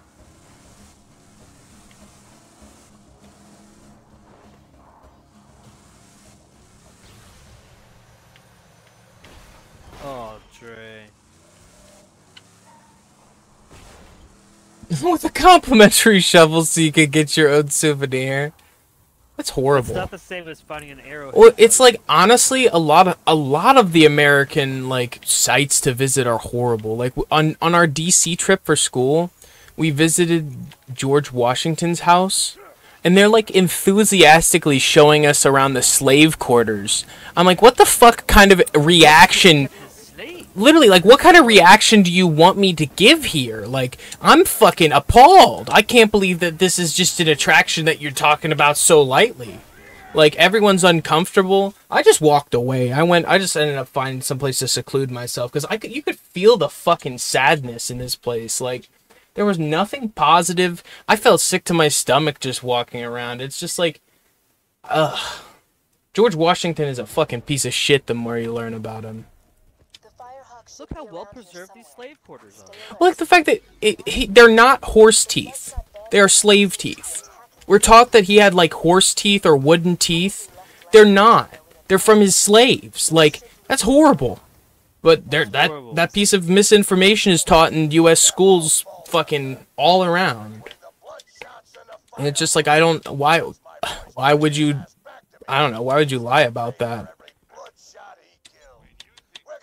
It just, I don't know. I feel like, unfortunately, like, it's hard to celebrate a lot of American history due to how tragic so much of it is. Like, there's very little, like, happy moments throughout it. I think my favorite part of the DC trip, the coolest part, was the Smithsonian Museum for sure. Because it had, like, I spent most of my time in, like, the pop culture stuff, so they had, like, video games showcase, which was really cool, LA Noir was actually had its own display. A bunch of Black Noir. No, not Black Noir. LA Noir. LA Noir had a bunch of showcases. They had stuff for like Pac-Man and different arcade games. They had like a display that showed like the game of the year every year from like since it started. That was definitely my favorite exhibit. Then they had like the car from the Adam West Batman and a bunch of cool stuff like that. That was by a mile my favorite part of the DC field trip for sure. Yeah, most people learn that in when they learn about it, which is just kind of crazy that that's not true. But yeah, like the Smithsonian was cool as hell. Probably the best museum I've ever been in. Just because it showed such a wide array of stuff. Like there was, you know, like I said, the pop culture stuff, but then you had, there's like the Air Force Museum there that has all the different models of planes and stuff, which my buddy Wyatt was big into. His dad was our chaperone for our trip.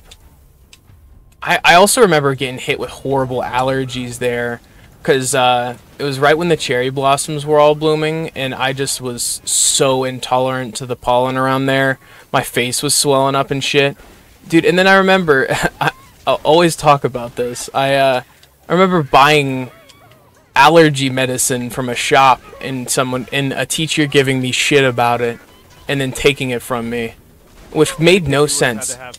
I would have had to sign off for it, but it was a 2-count, like there was a serving of the medicine in the package that there was no way in hell it could be abused, which was what was frustrating me at the time, because I was explaining, I'm like showing my cheeks, I'm like, I'm puffing up, I'm super intolerant to the pollen here, and I didn't know.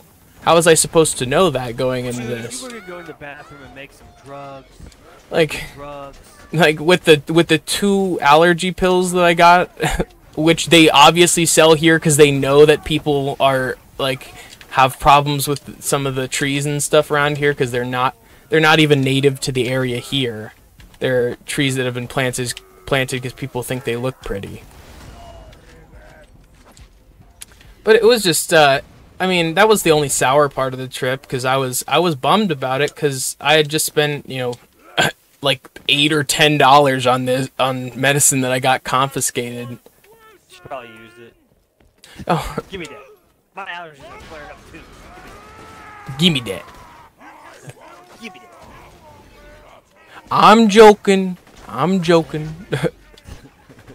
You gonna tell them I housed your allergy pills? How's your burger?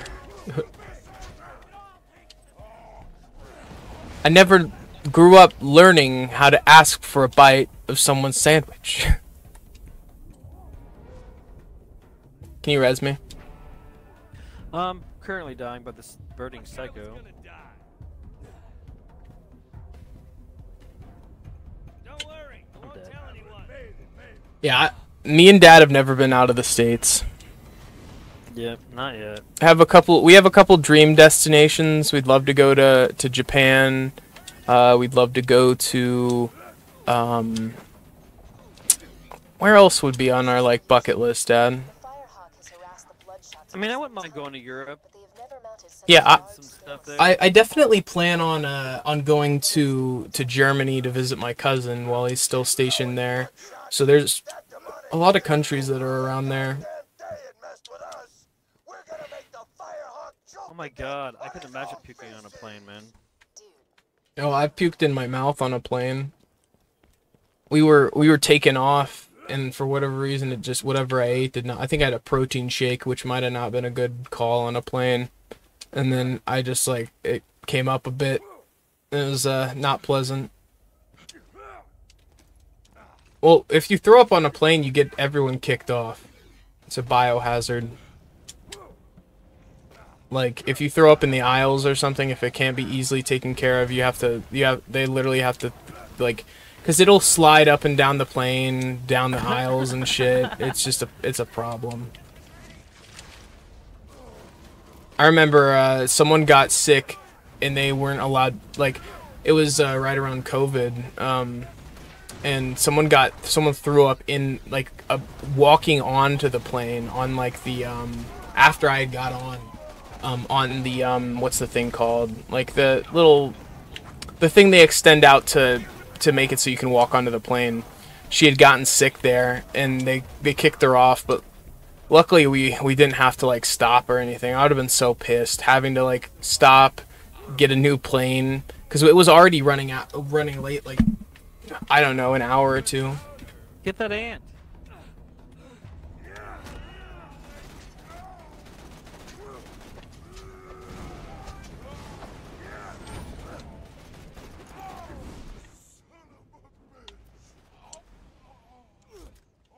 Oh, we got our third weapon slot. Did you see that?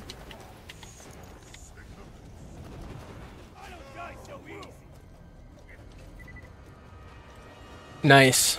Yeah, better for that to happen than you to have to get vacated and move somewhere else.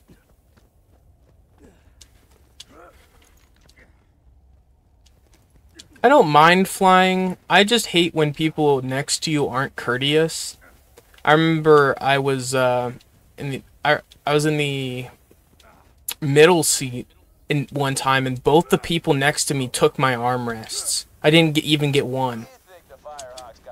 Like, the person to the left of me took both of them, and the person to the right of me took both of them as well. So it's like I'm sitting here with my hands in my lap the whole flight. Or this one dude insisted on playing like whale noises, and he didn't have headphones. And it's just. And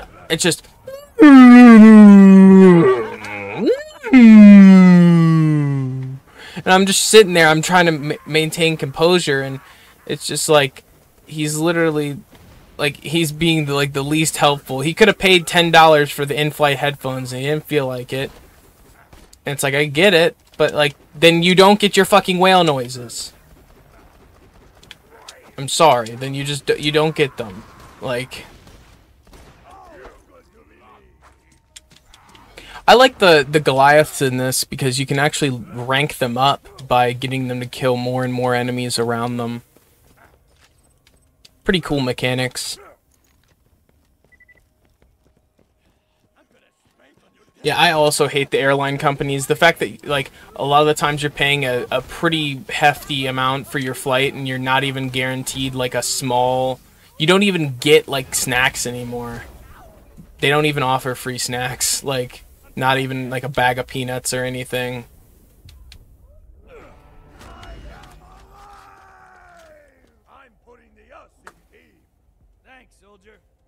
I also just hate how expensive shit is there. Like, $15 for, like, a big water. Like, how are you justifying this? Like, this water costs at most $5 anywhere else, maybe $6. And you're charging, like, you know, like almost half of what it costs over it. Like, it's just ridiculous. Don't run away, I have no ammo. Don't run away. You have no ammo? He has no ammo. Don't run away. A lot. I'm gonna die. That's bullshit. I was coming back, I'm sorry.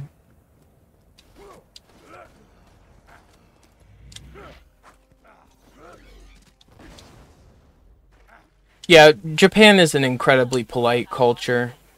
There's also just a lot of respect inherently. Like, what's crazy is, at least as far as I understand it, it's not illegal to drink in Japan or even to be drunk in public, but it's only a crime to be a nuisance while intoxicated.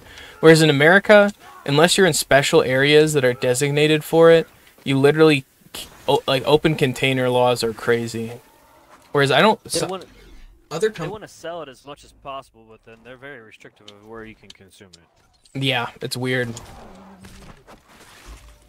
And then it even varies by state to state. Like, some states can only sell liquor in liquor stores, and then other states can sell it, like, at a gas station or at, like, a normal convenience store.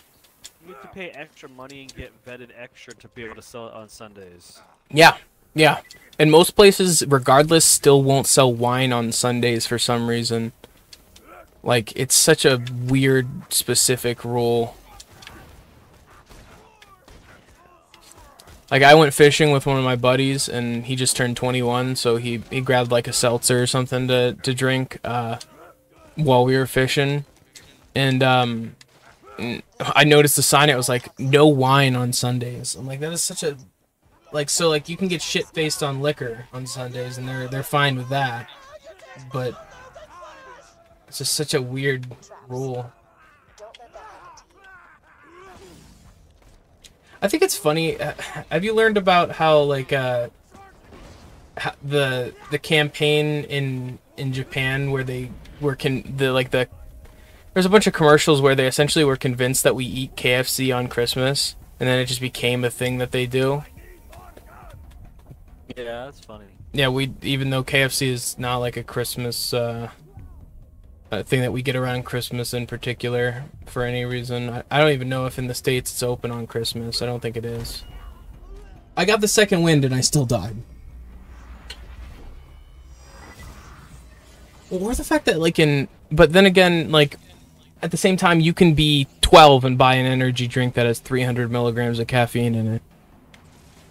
Literally, like, I think that's kind of crazy. Like, they're killing those kids. well, like in other countries, there are certain countries where you have to be 18 to buy energy drinks, but you don't have to be 18 to buy like beer. So you can buy a beer, but you can't buy an energy drink. Yeah, and the amount of caffeine that can be sold in America is absolutely just insane. Like, I don't think that other countries are selling quite as much. Out of ammo again. It's only an early game problem.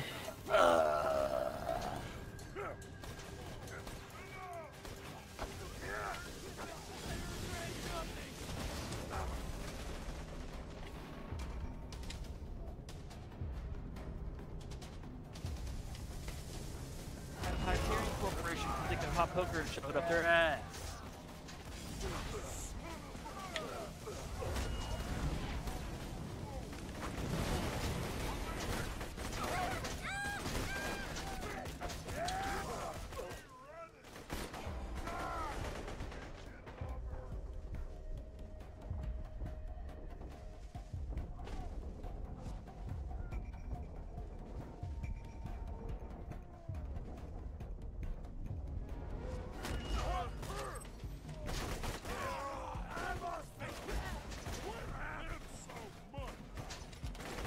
Yeah, it sucks. Highly addicted to Mountain Dew, and it's a chemical composition that just made that happen. Yeah, My mother made it overtly enticing growing up. I'm so glad that I don't like Mountain Dew anymore. It's literally 90% her fault because it was something that was like her thing, wasn't allowed to be touched. So my whole life I was like, that's gotta be the greatest thing ever. She's always drinking it. I'm never allowed to have it. And it just, yeah.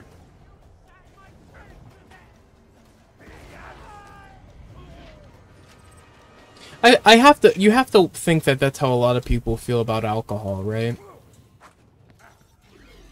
I guess until you're just like, yeah, this is mid. Like, you just see a bunch of people constantly drinking it around you, and then you have to assume that it's great.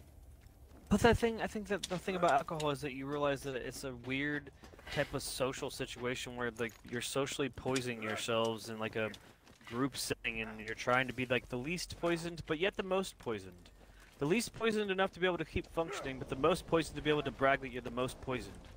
Yeah, it's a bragging right to say you've drank the most poison. And then you want to be able to bounce back the next day, and if you can't, then the whole suggestion is to drink more poison to get your day started. Yeah. Share the poison. That's an interesting concept when you put it that way. Yeah, man. Well, you have to re-poison yourself the morning after just to kind of get that poison level back to a regular point in your body. You want to feel back to that level of poison that you felt last night, or at least part of it, so you don't feel so bad not being poisoned anymore. You're like, my body's detoxing. Fuck, what do I do? Poison it some more. It's fine. What the fuck? And really, it's not even about how much poison you drank. It's the quality of the poison and the amount it costs. And how much poison did you buy for your friends? I spent $350 on this bottle of poison. I bought poison for you guys all night. You didn't buy any poison for me. And Harry tips horribly when he buys poison. What a horrible guy. Yeah, you're not wrong. If you don't come to the poison box with me, I'm gonna be mad. I'm gonna have to go to the poison box with myself. People get mad that they can't poison themselves and drive. Like, and if people cannot socially see me poison myself, then I'm gonna be so desperate and pathetic that I'm gonna poison myself by myself at my house. I don't know. It's just like, I don't. Have you seen that interview in the '70s where this woman's talking to an interviewer and her baby's in the front seat and not strapped in, and she's like, "I hear that they're trying to say that we have to wear our seatbelts. What is this, a communist country? Now they're saying we can't drink and like." She's talking about both drinking and driving and seatbelts as if it's the most like the fact that you can't drink and drive is the most evil thing that's ever happened to her. Like, I don't know. I think it's pretty reasonable that you to assume that someone shouldn't poison themselves behind the wheel. Appreciate it.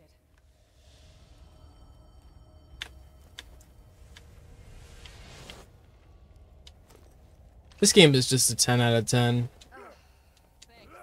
Some of the DLC is lacking, but it just, I'd say overall from top to bottom, you can't really, I'm sorry, I thought this was America. I thought this was America. Fucking Randy. Oh, and that's the other thing. There's nothing more American than getting trashed at a Little League game and getting in a fight with somebody. Like, that's gotta be up there with, like, some of the most American behaviors.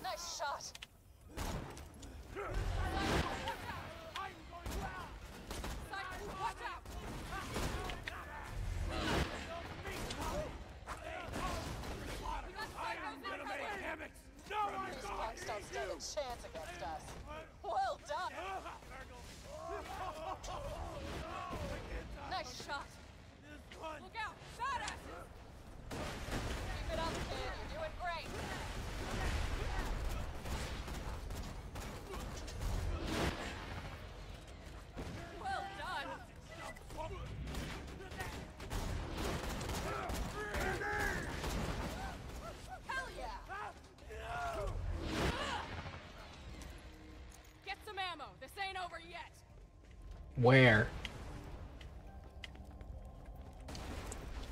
Found another way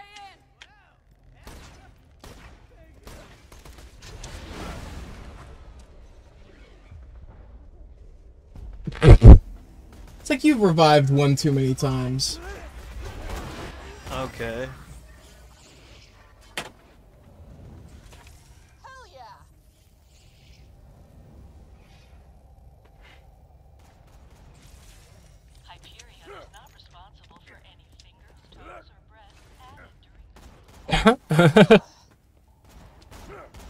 Some of the fucking Hyperion robot lines are wild.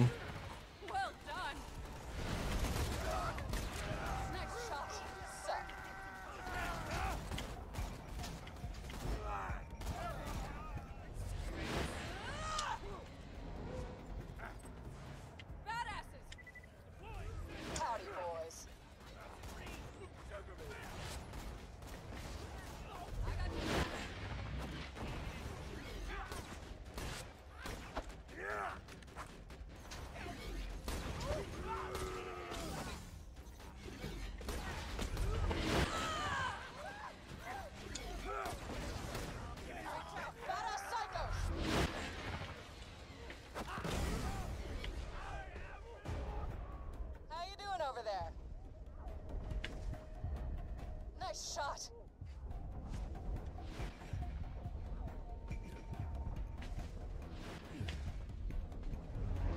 Don't worry, don't tell anyone.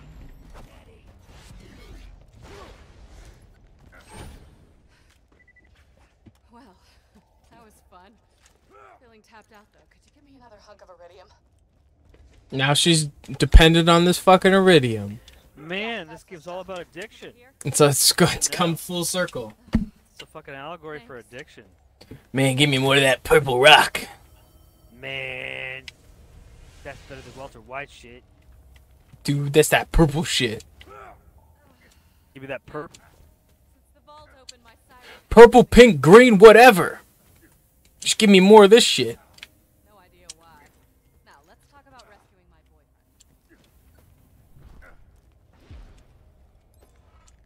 Before the Bloodshots grabbed him, Roland was getting intel on the vault. What Jack planned. Gotta give her the PSA talk. Now Lilith. I gotta head back to Sanctuary, keep the city in one piece while Roland. Is there a teleport spot from here? Teleport you into the Bloodshot stronghold. That's where they're keeping Roland. You'll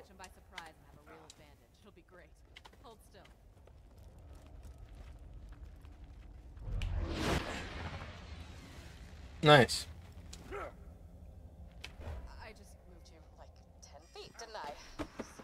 Sorry. I'm still getting used to this. Reminds me though, Bloodshot Stronghold is full of real tough customers. Might want to train a bit before you take them on. You're doing good out there, by the way. Keep it up. The Hyperion Corporation. You don't die until we say so.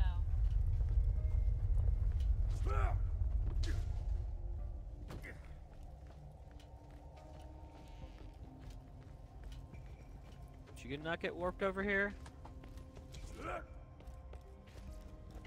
I fell off.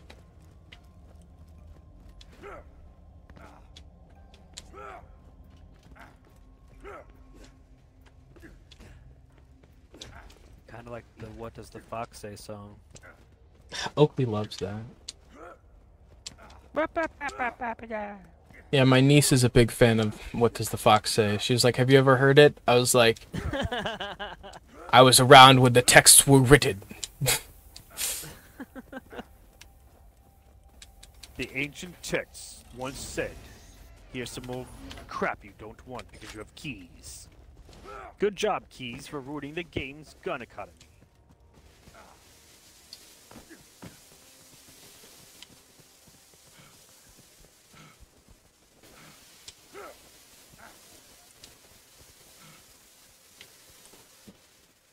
Dad, did you ever watch Free Guy? I think we watched it together. We did? We did. Reynolds? Yeah, we did watch that. It was pretty good. I thought it was a little corny in a couple spots. When they spent a small movie's budget just to include Captain America's shield for 5 seconds. Yeah, I thought that was a little much. But, you know. Yeah, it was pretty damn good otherwise. It was pretty good, yeah. I think the video game politics was actually very spot on to real life. Like, the concept that, like, the big bad wants to shut down the first game and make a sequel instead. And not and then he tells everyone that all the shit's gonna get transferred, and then it doesn't. Yeah, that was directly yelling at us. Yeah. Destiny players. Okay. Considering that was What's that guy's name? Who? Taika Waititi. Yeah, what did you just say? I was about to say, you just like hearing me say his name. I can't say it right. I can only say it right in my head. Comes out sounding right in my head, and then when I try to say it out loud, it's just like, no. Anyways, his one-liners are pretty funny. But didn't he direct it? I think so, yeah. What a weirdo. I love it when people poke fun at themselves. Dude, he directed that movie Jojo Rabbit and cast himself as Adolf Hitler. Yeah, I didn't watch that movie. That movie was okay. It was a good movie. It was sad as fuck. It was so fucking sad. Like, The Sofa King. I just can't believe that he would do that. But then again, like, I don't know. I feel like he's one of the only people who really could get away with something like that.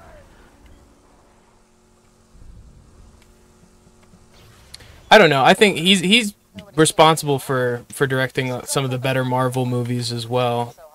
But then again, he also directed fucking Thor: Love and Thunder, and people hated that shit. Love that. I didn't see it. I didn't either. I saw the end like 50 times. What was the ending?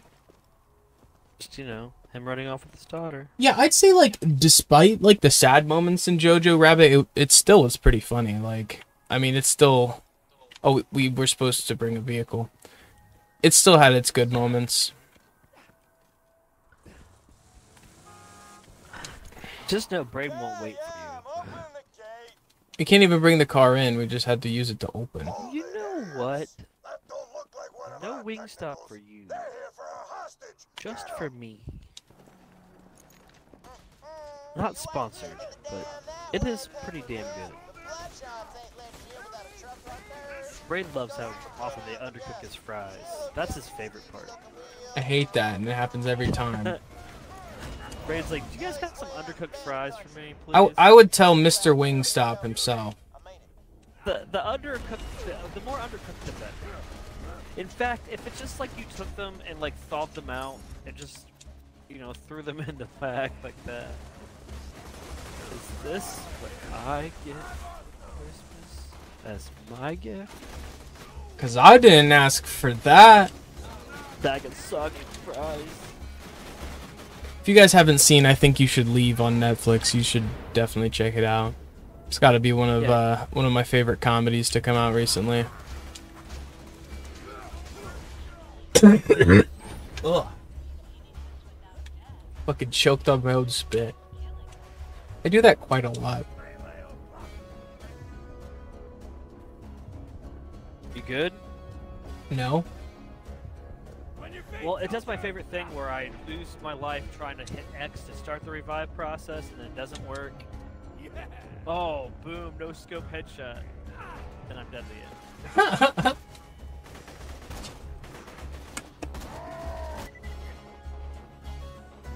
I have I'm gonna throw not. my turret down.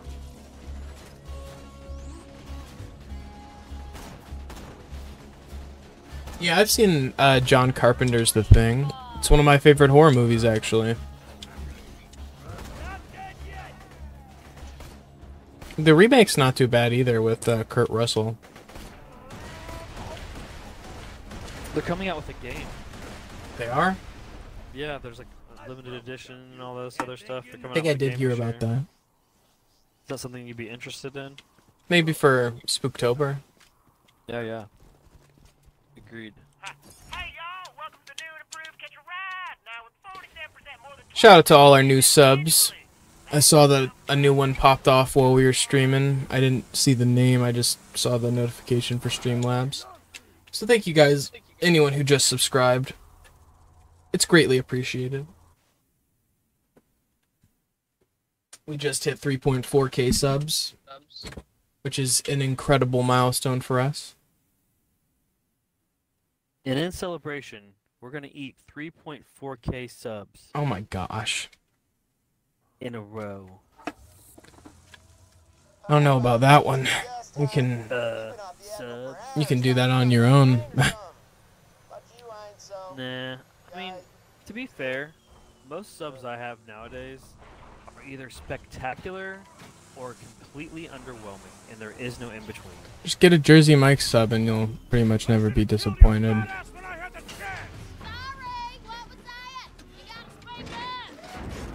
Oh, she's dead. He's dead. That's not nice. Yeah. That was awesome.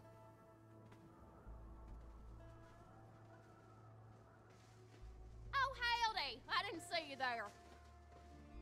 Over your bazoombas?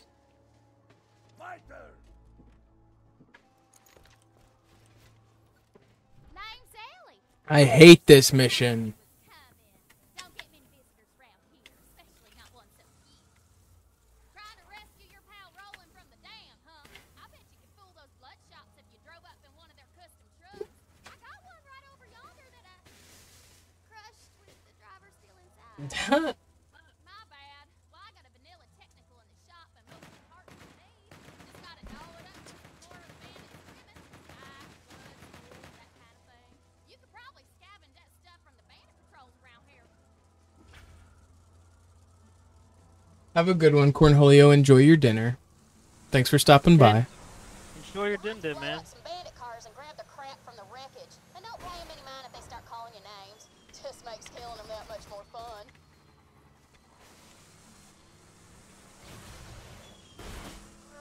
So you and my sister are getting along pretty well, huh? That's cool, that's cool. Of course, you make fun of the way she looks. I have to tie you to a vending machine and set you on fire. But it's cool. You guys are hanging out. It's good.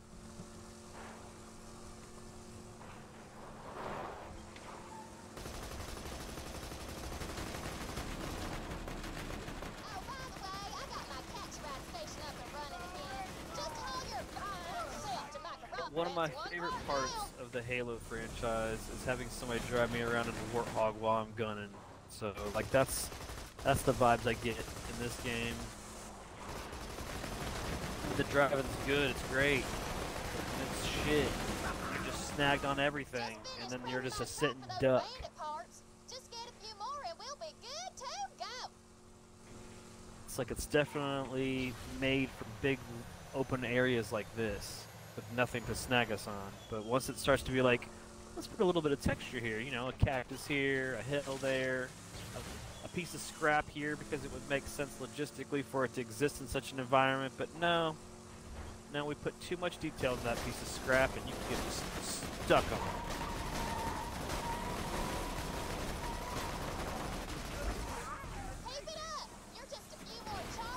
Would you agree? Oh, I'd agree.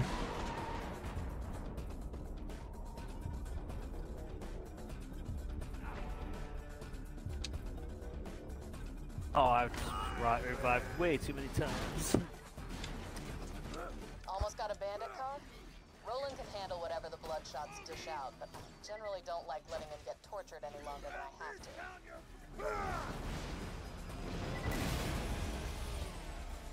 So is this rumor that John Wick is coming back for another movie? Is that true? I don't know, man. John Wick. I meant Keanu Reeves. Like he's actually John Wick. No, I mean, I just thought he said he was dead. His knees are fucking done. I'm just like, that makes me upset. Because, like, I agree continuing to go to a franchise if you want to not disappoint the fans, but I think that his fans are understanding enough to know that if he's having a hard time getting through them, or doesn't believe there's anything else left to do, that they just leave it the fuck alone. I agree. Like, no spoilers or anything, but it ended on a conclusion that could be considered satisfying.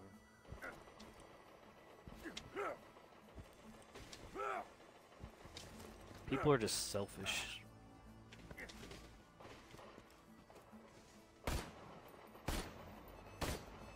It's like the same, like, I don't know, like Hugh Jackman, you know?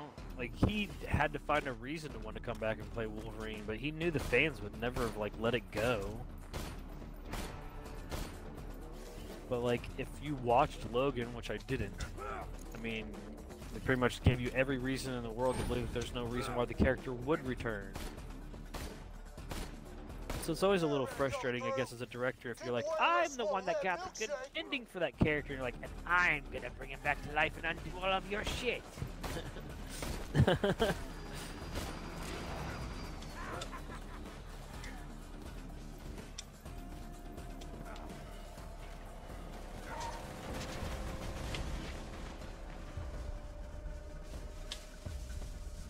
God, that fucking bandit car.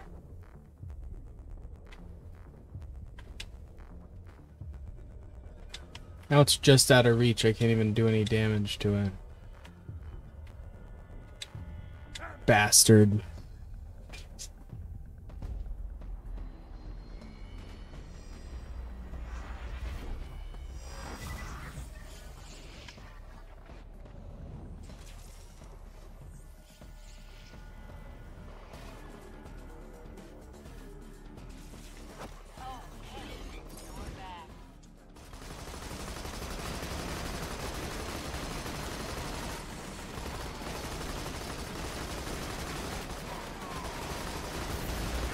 Go get that piece. It's the last one we need. You got the parts? Right. Just bring them back and we'll get you rolling. Forgot smoking lamp.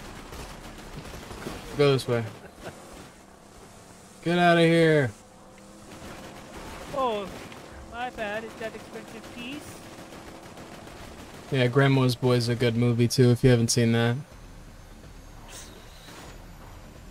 Smells like Cypress Hill concert in here. I don't write to those kind of people.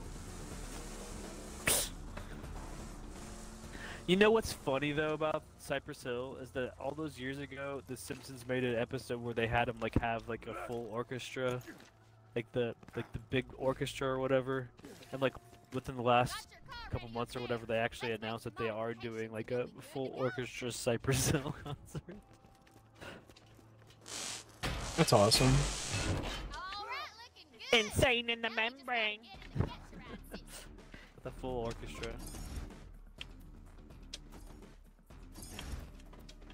Millie, millie, millie, millie, me. Alright, here we go.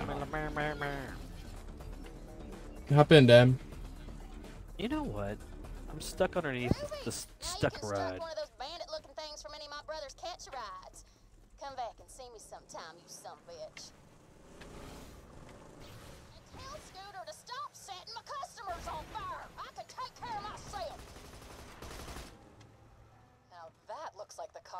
psycho murderer. I'm digging it. Get back to the Bloodshot Dam and try honking your way in again. You try honking your way in.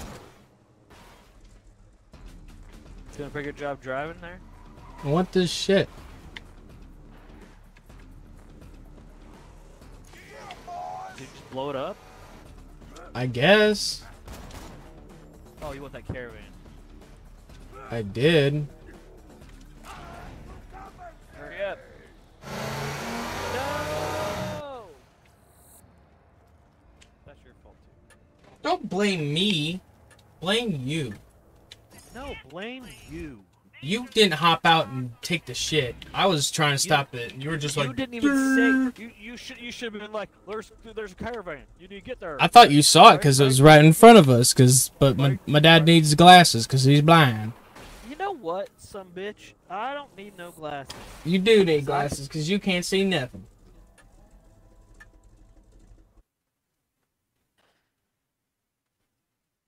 The pasta is boiling.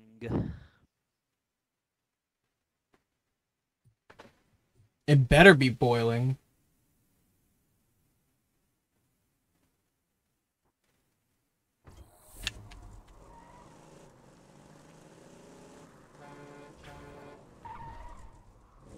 That looks like one of ours. Let him in while I try to get Hyperion back on the horn.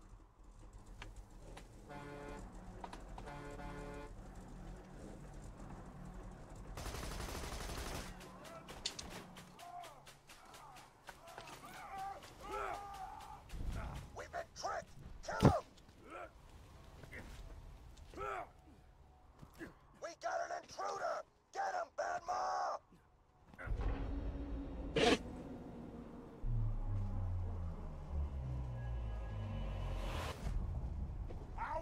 I had some pasta with bolognese. And some bread. And then Chico's got mad, so I gave him it.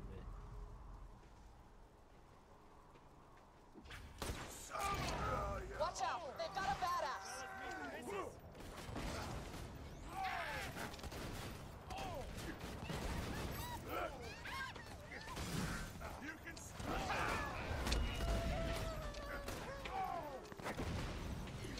You right?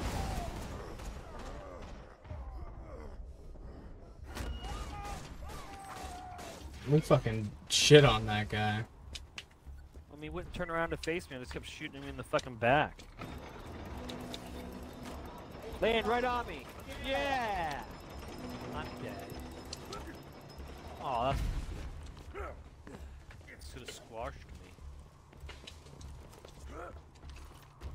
Do we have enough time to do this? Yeah.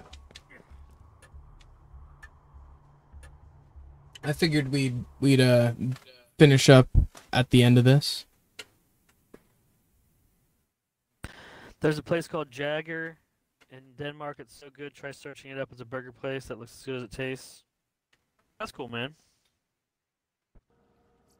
You also have something called Jaeger.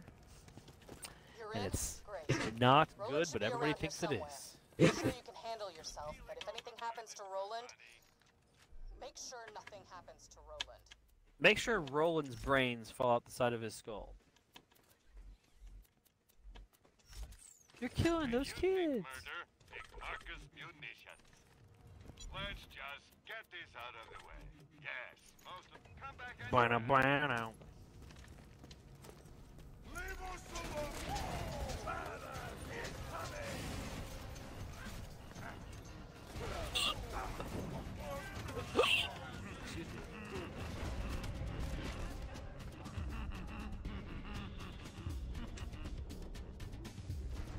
Another turret kill.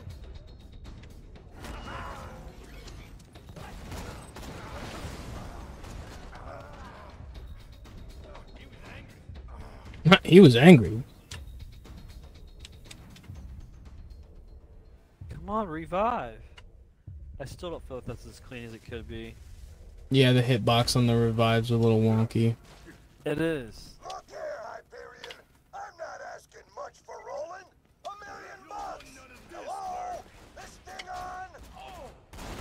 Handling the bloodshots all right? They've been trying to take Roland out ever since you kicked their asses out of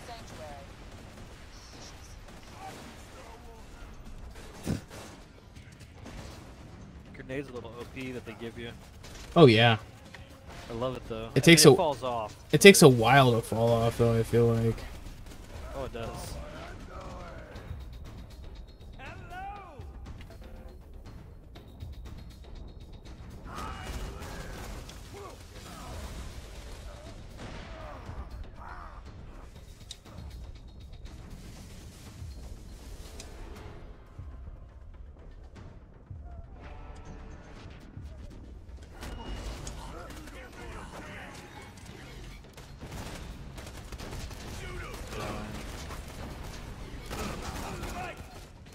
I don't die so easy though.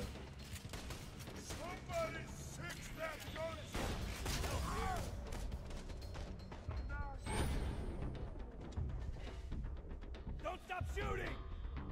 Thanks.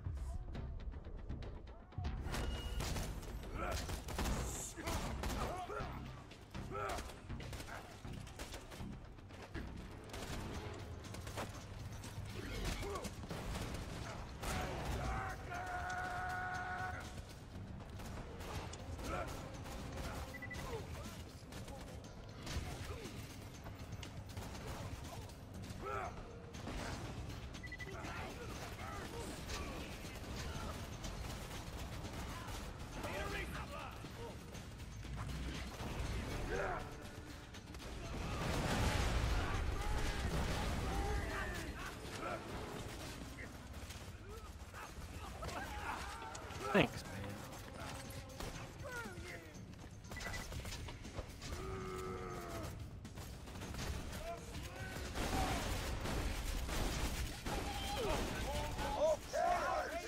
Behind you, there's one that's almost dead. Right. Hyperion wants Roland bad. Even if they don't buy him from the bloodshots, they'll be coming for him. You better hurry.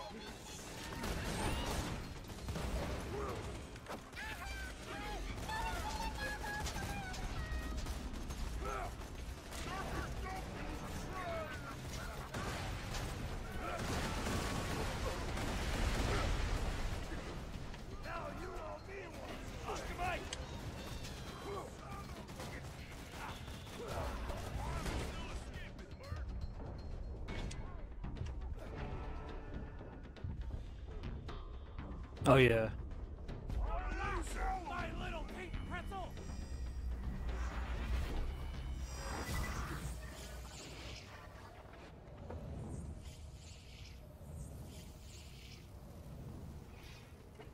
Yeah, it's pretty hard to go wrong with pizza. You won't find better merchandise anywhere else. I made sure of that. Come back anytime.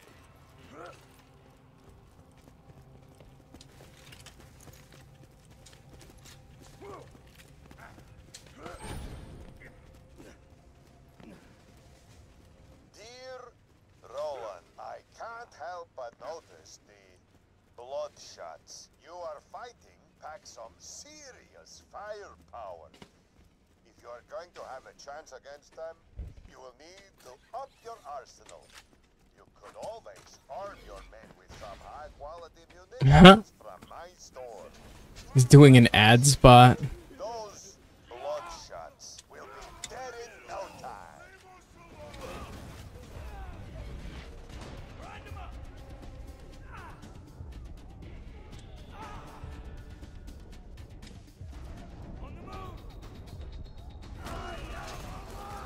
It's inside me? Ew.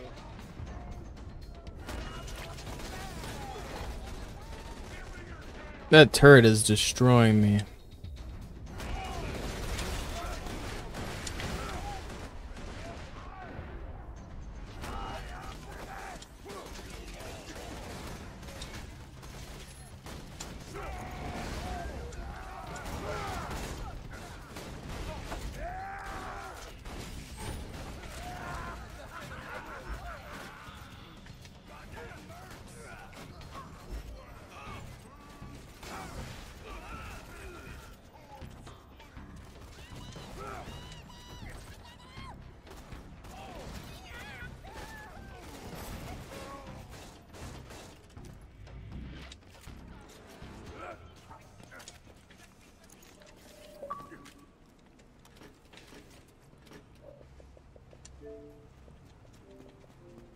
That's my cousin Landon. Look at those murderous bloodshots. Don't you think Pandora would be better without their smell? That's all I want to do. Clean up this planet. And that means I Why did I do that pistol upgrade? I didn't need that at all. those crimson radiance in Sanctuary. I'm happy to do it. The Resistance needs the info Roland gathered on the vault. We know Hyperion Thanks wants for killing all the but we things I don't could know have why. killed for If we rescue self-res. Roland, we might have a shot at stopping Jack.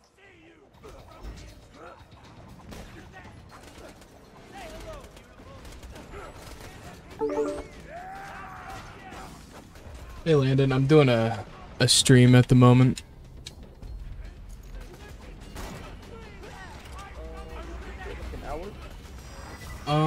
We're wrapping up this stream right now. Well, I was gonna play with Carly. I just wanted to see if you want to play in about an hour. Oh yeah, probably. Okay. All right, Bye. love you, cuz. He's awesome. Yes. Gotta love Landon.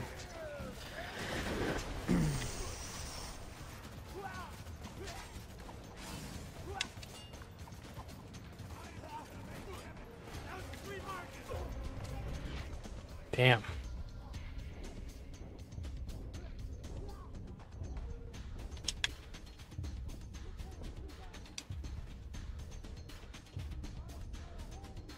Come on.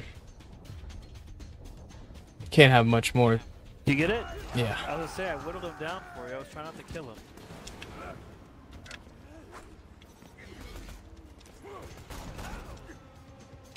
Radical.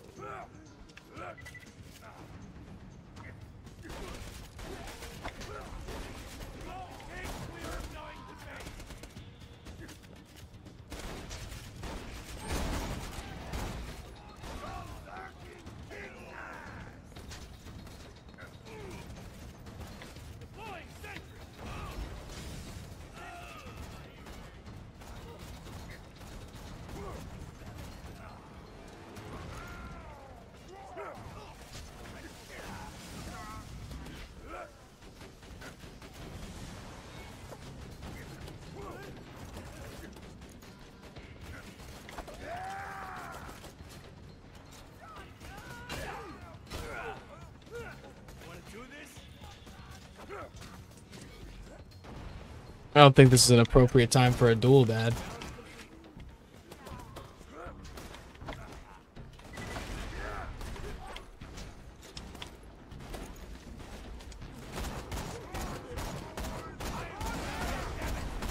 Oh shit.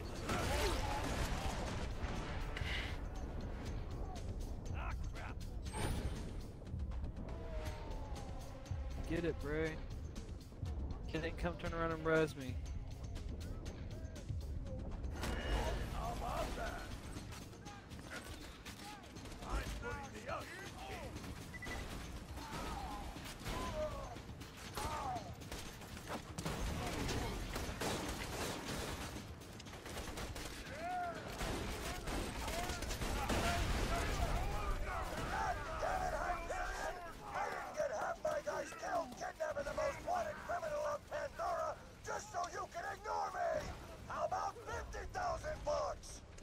He's, they went from 1 million and they're down to 50,000. Damn it.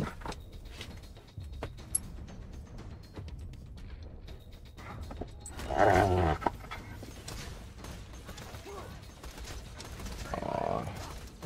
I'm out of shotgun ammo completely.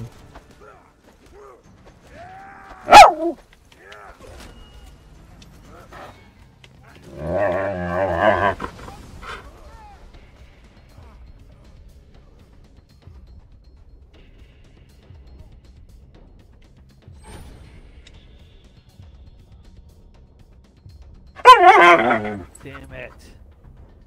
Little guy just keeps moving around too much.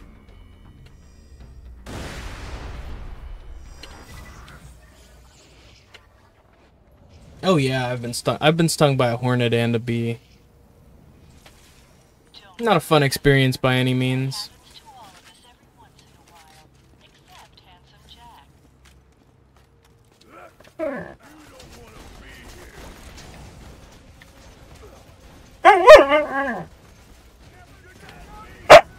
Chief, chill, dude. Chill.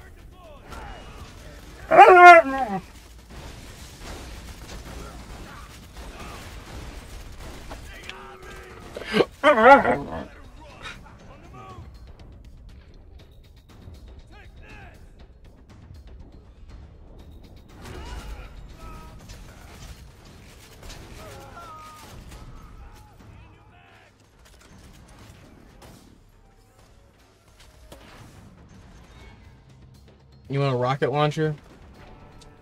Yes.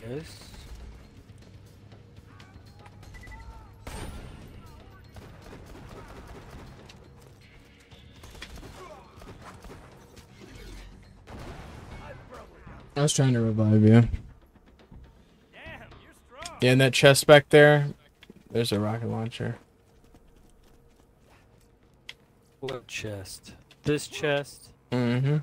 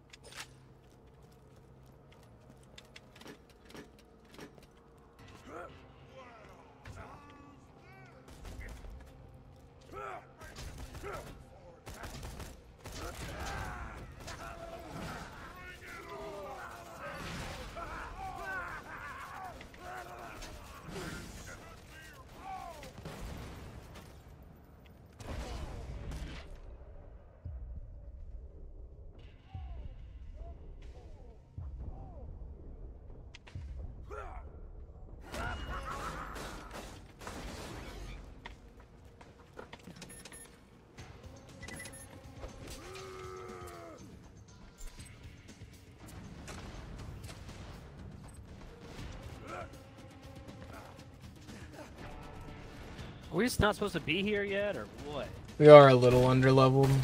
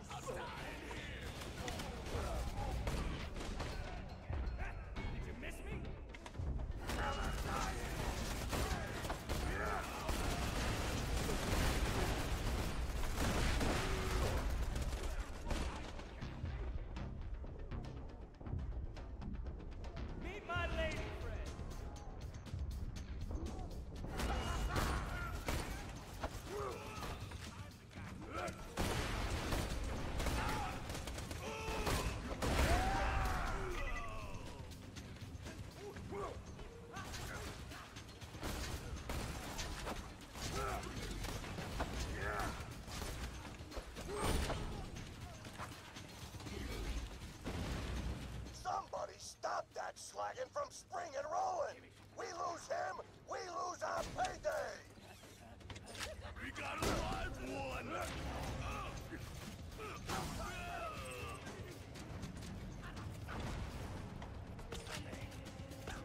Oh shit. Those psychos were just piecing me up in the corner there. Holy shit.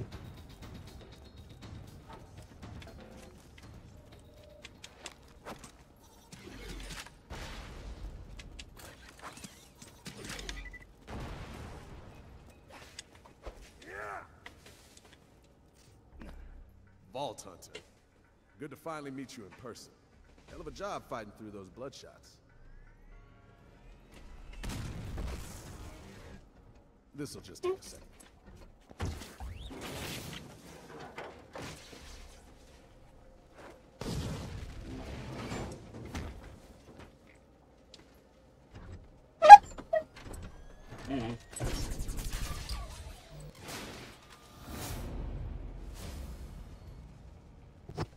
It's your boy. Well, that's that. Now let's see about getting out of here.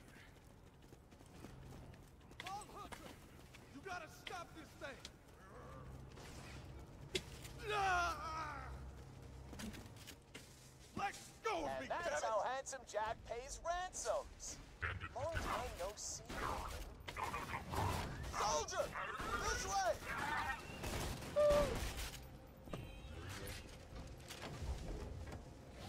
Let go of me, damn it!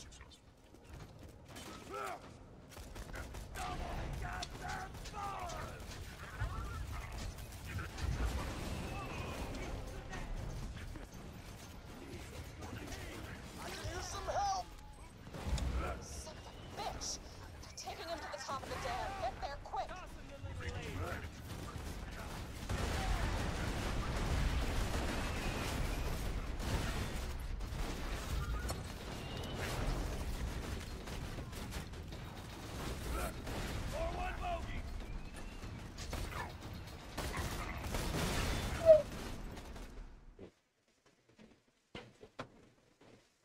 Chief's a husky. Of the Siberian variety. If you want to look, he's the emojis for members, so I'll just drop the different varieties we've got. I don't know if we have enough time to do all this, bud. How long until we have to wrap up? Well, I Where are you, mean, soldier? like 15 minutes. I think we can get this done in 15 minutes. Okay. Stop this damn thing! That bot's taking Roland to the drop barge. Stop them before they get away. Hyperion took Roland? Jack didn't send Wilhelm, did he? Please tell me Jack didn't send Wilhelm.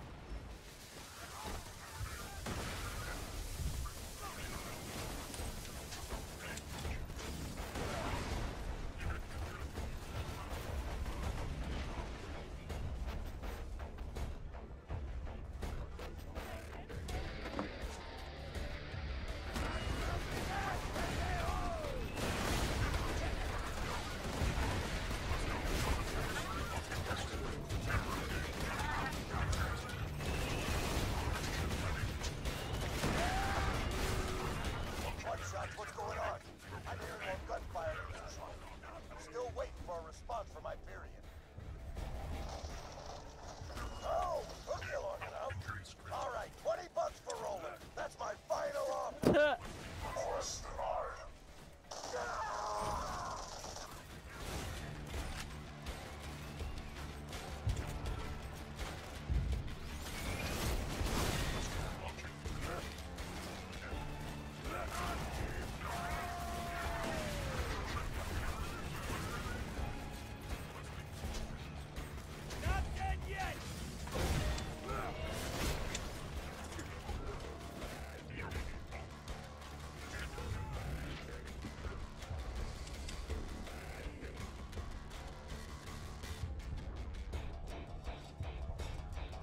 Good now.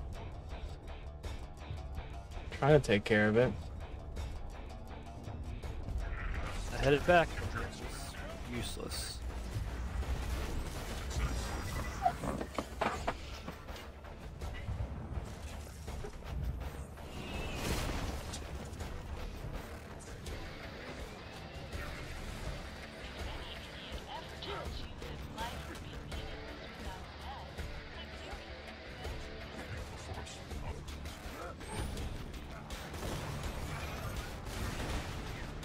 Look out! Badass loader!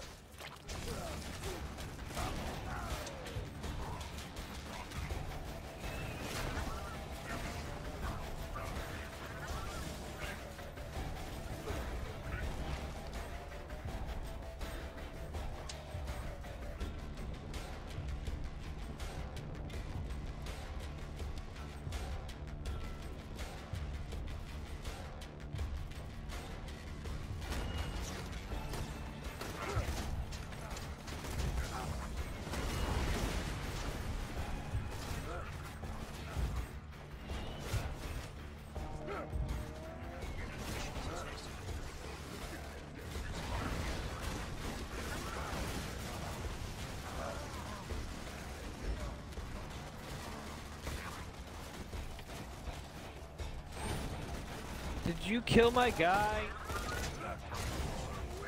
I don't think so. Nomad fucking did then. God! This is the only thing I hate about Borderlands. If you do not shelter your money in physical assets in the early fucking game, you might as well not even have money because you will just die over and over and over again and lose it all. Yeah, money does pretty much just become a way you revive yourself.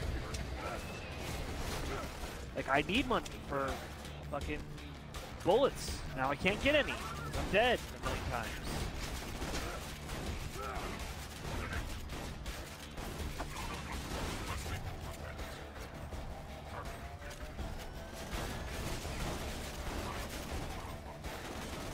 If I come in around the corner into another fucking EMP explosion thing, dude, I'm gonna fucking flip.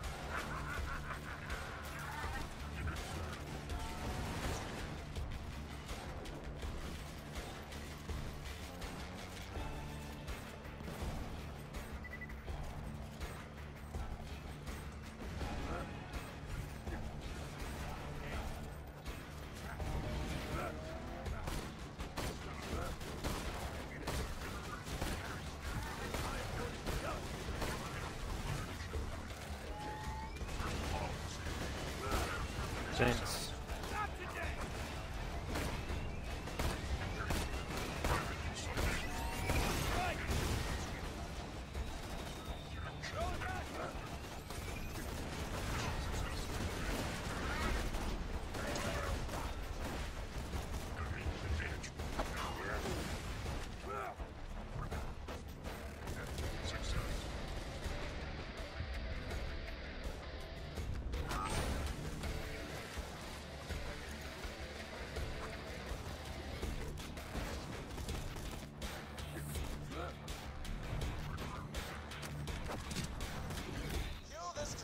So we can get the hell out of here.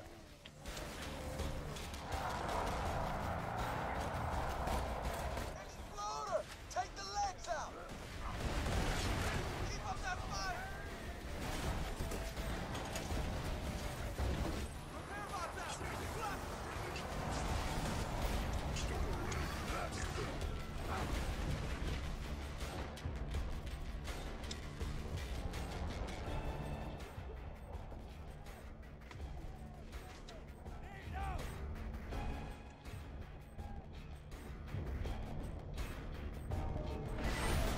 Nice. Not too shabby.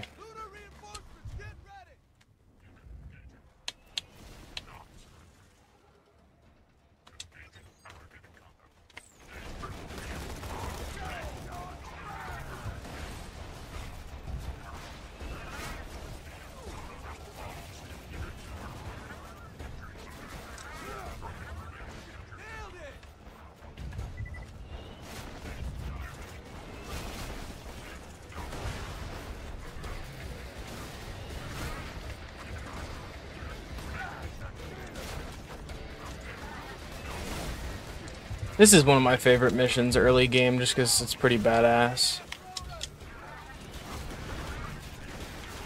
It reminds me of fucking Destiny 1 missions. Yeah, it does. Oh, scan this thing. Wait for things to show up. Kill a bunch of things. Sweet. I love looter shooters. It just seems like they've fallen by the wayside. Roland, thanks for not reviving me. Love you. I thought you had it. No, I thought Roland had it.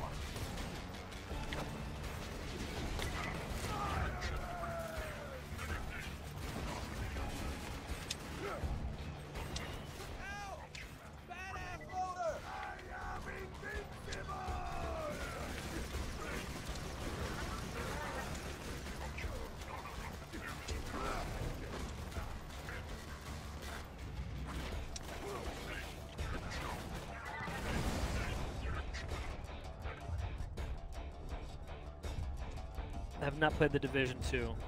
I haven't played the Or the Division Division 2 either.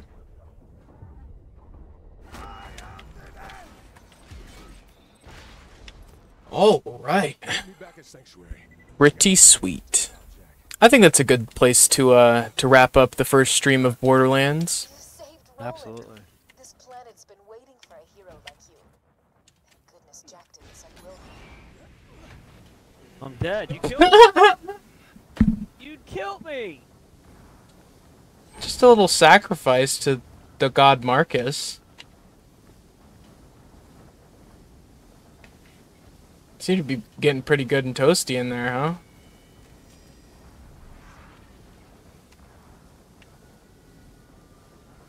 You decided to jump in the random incinerator hole. It gave me stuff. What? For sacrificing you. What's this game teaching kids? It's not a game for children. But I have had so much fun. Thank you guys so much for all of the support throughout today's stream. We peaked at 10 viewers, which is pretty fucking awesome for a live stream for us. We also got 2 new subs, so shout out to whoever decided to subscribe. Hope you turned post notifications on just be sure that you know when we're live and when we're posting. But thank you guys so much for all of the support. Like I said, as always, it's been Brave from the Vid-Bits. And Brian. See you guys in the next one. Peace. Just another quick little shout out to Manny DeMorman for his crazy $50 dono the other day, as well as a shout out to Dre. See you later, Dre. And Cornholio for stopping by.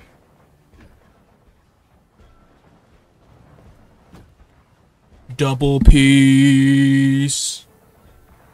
Peace. Peace.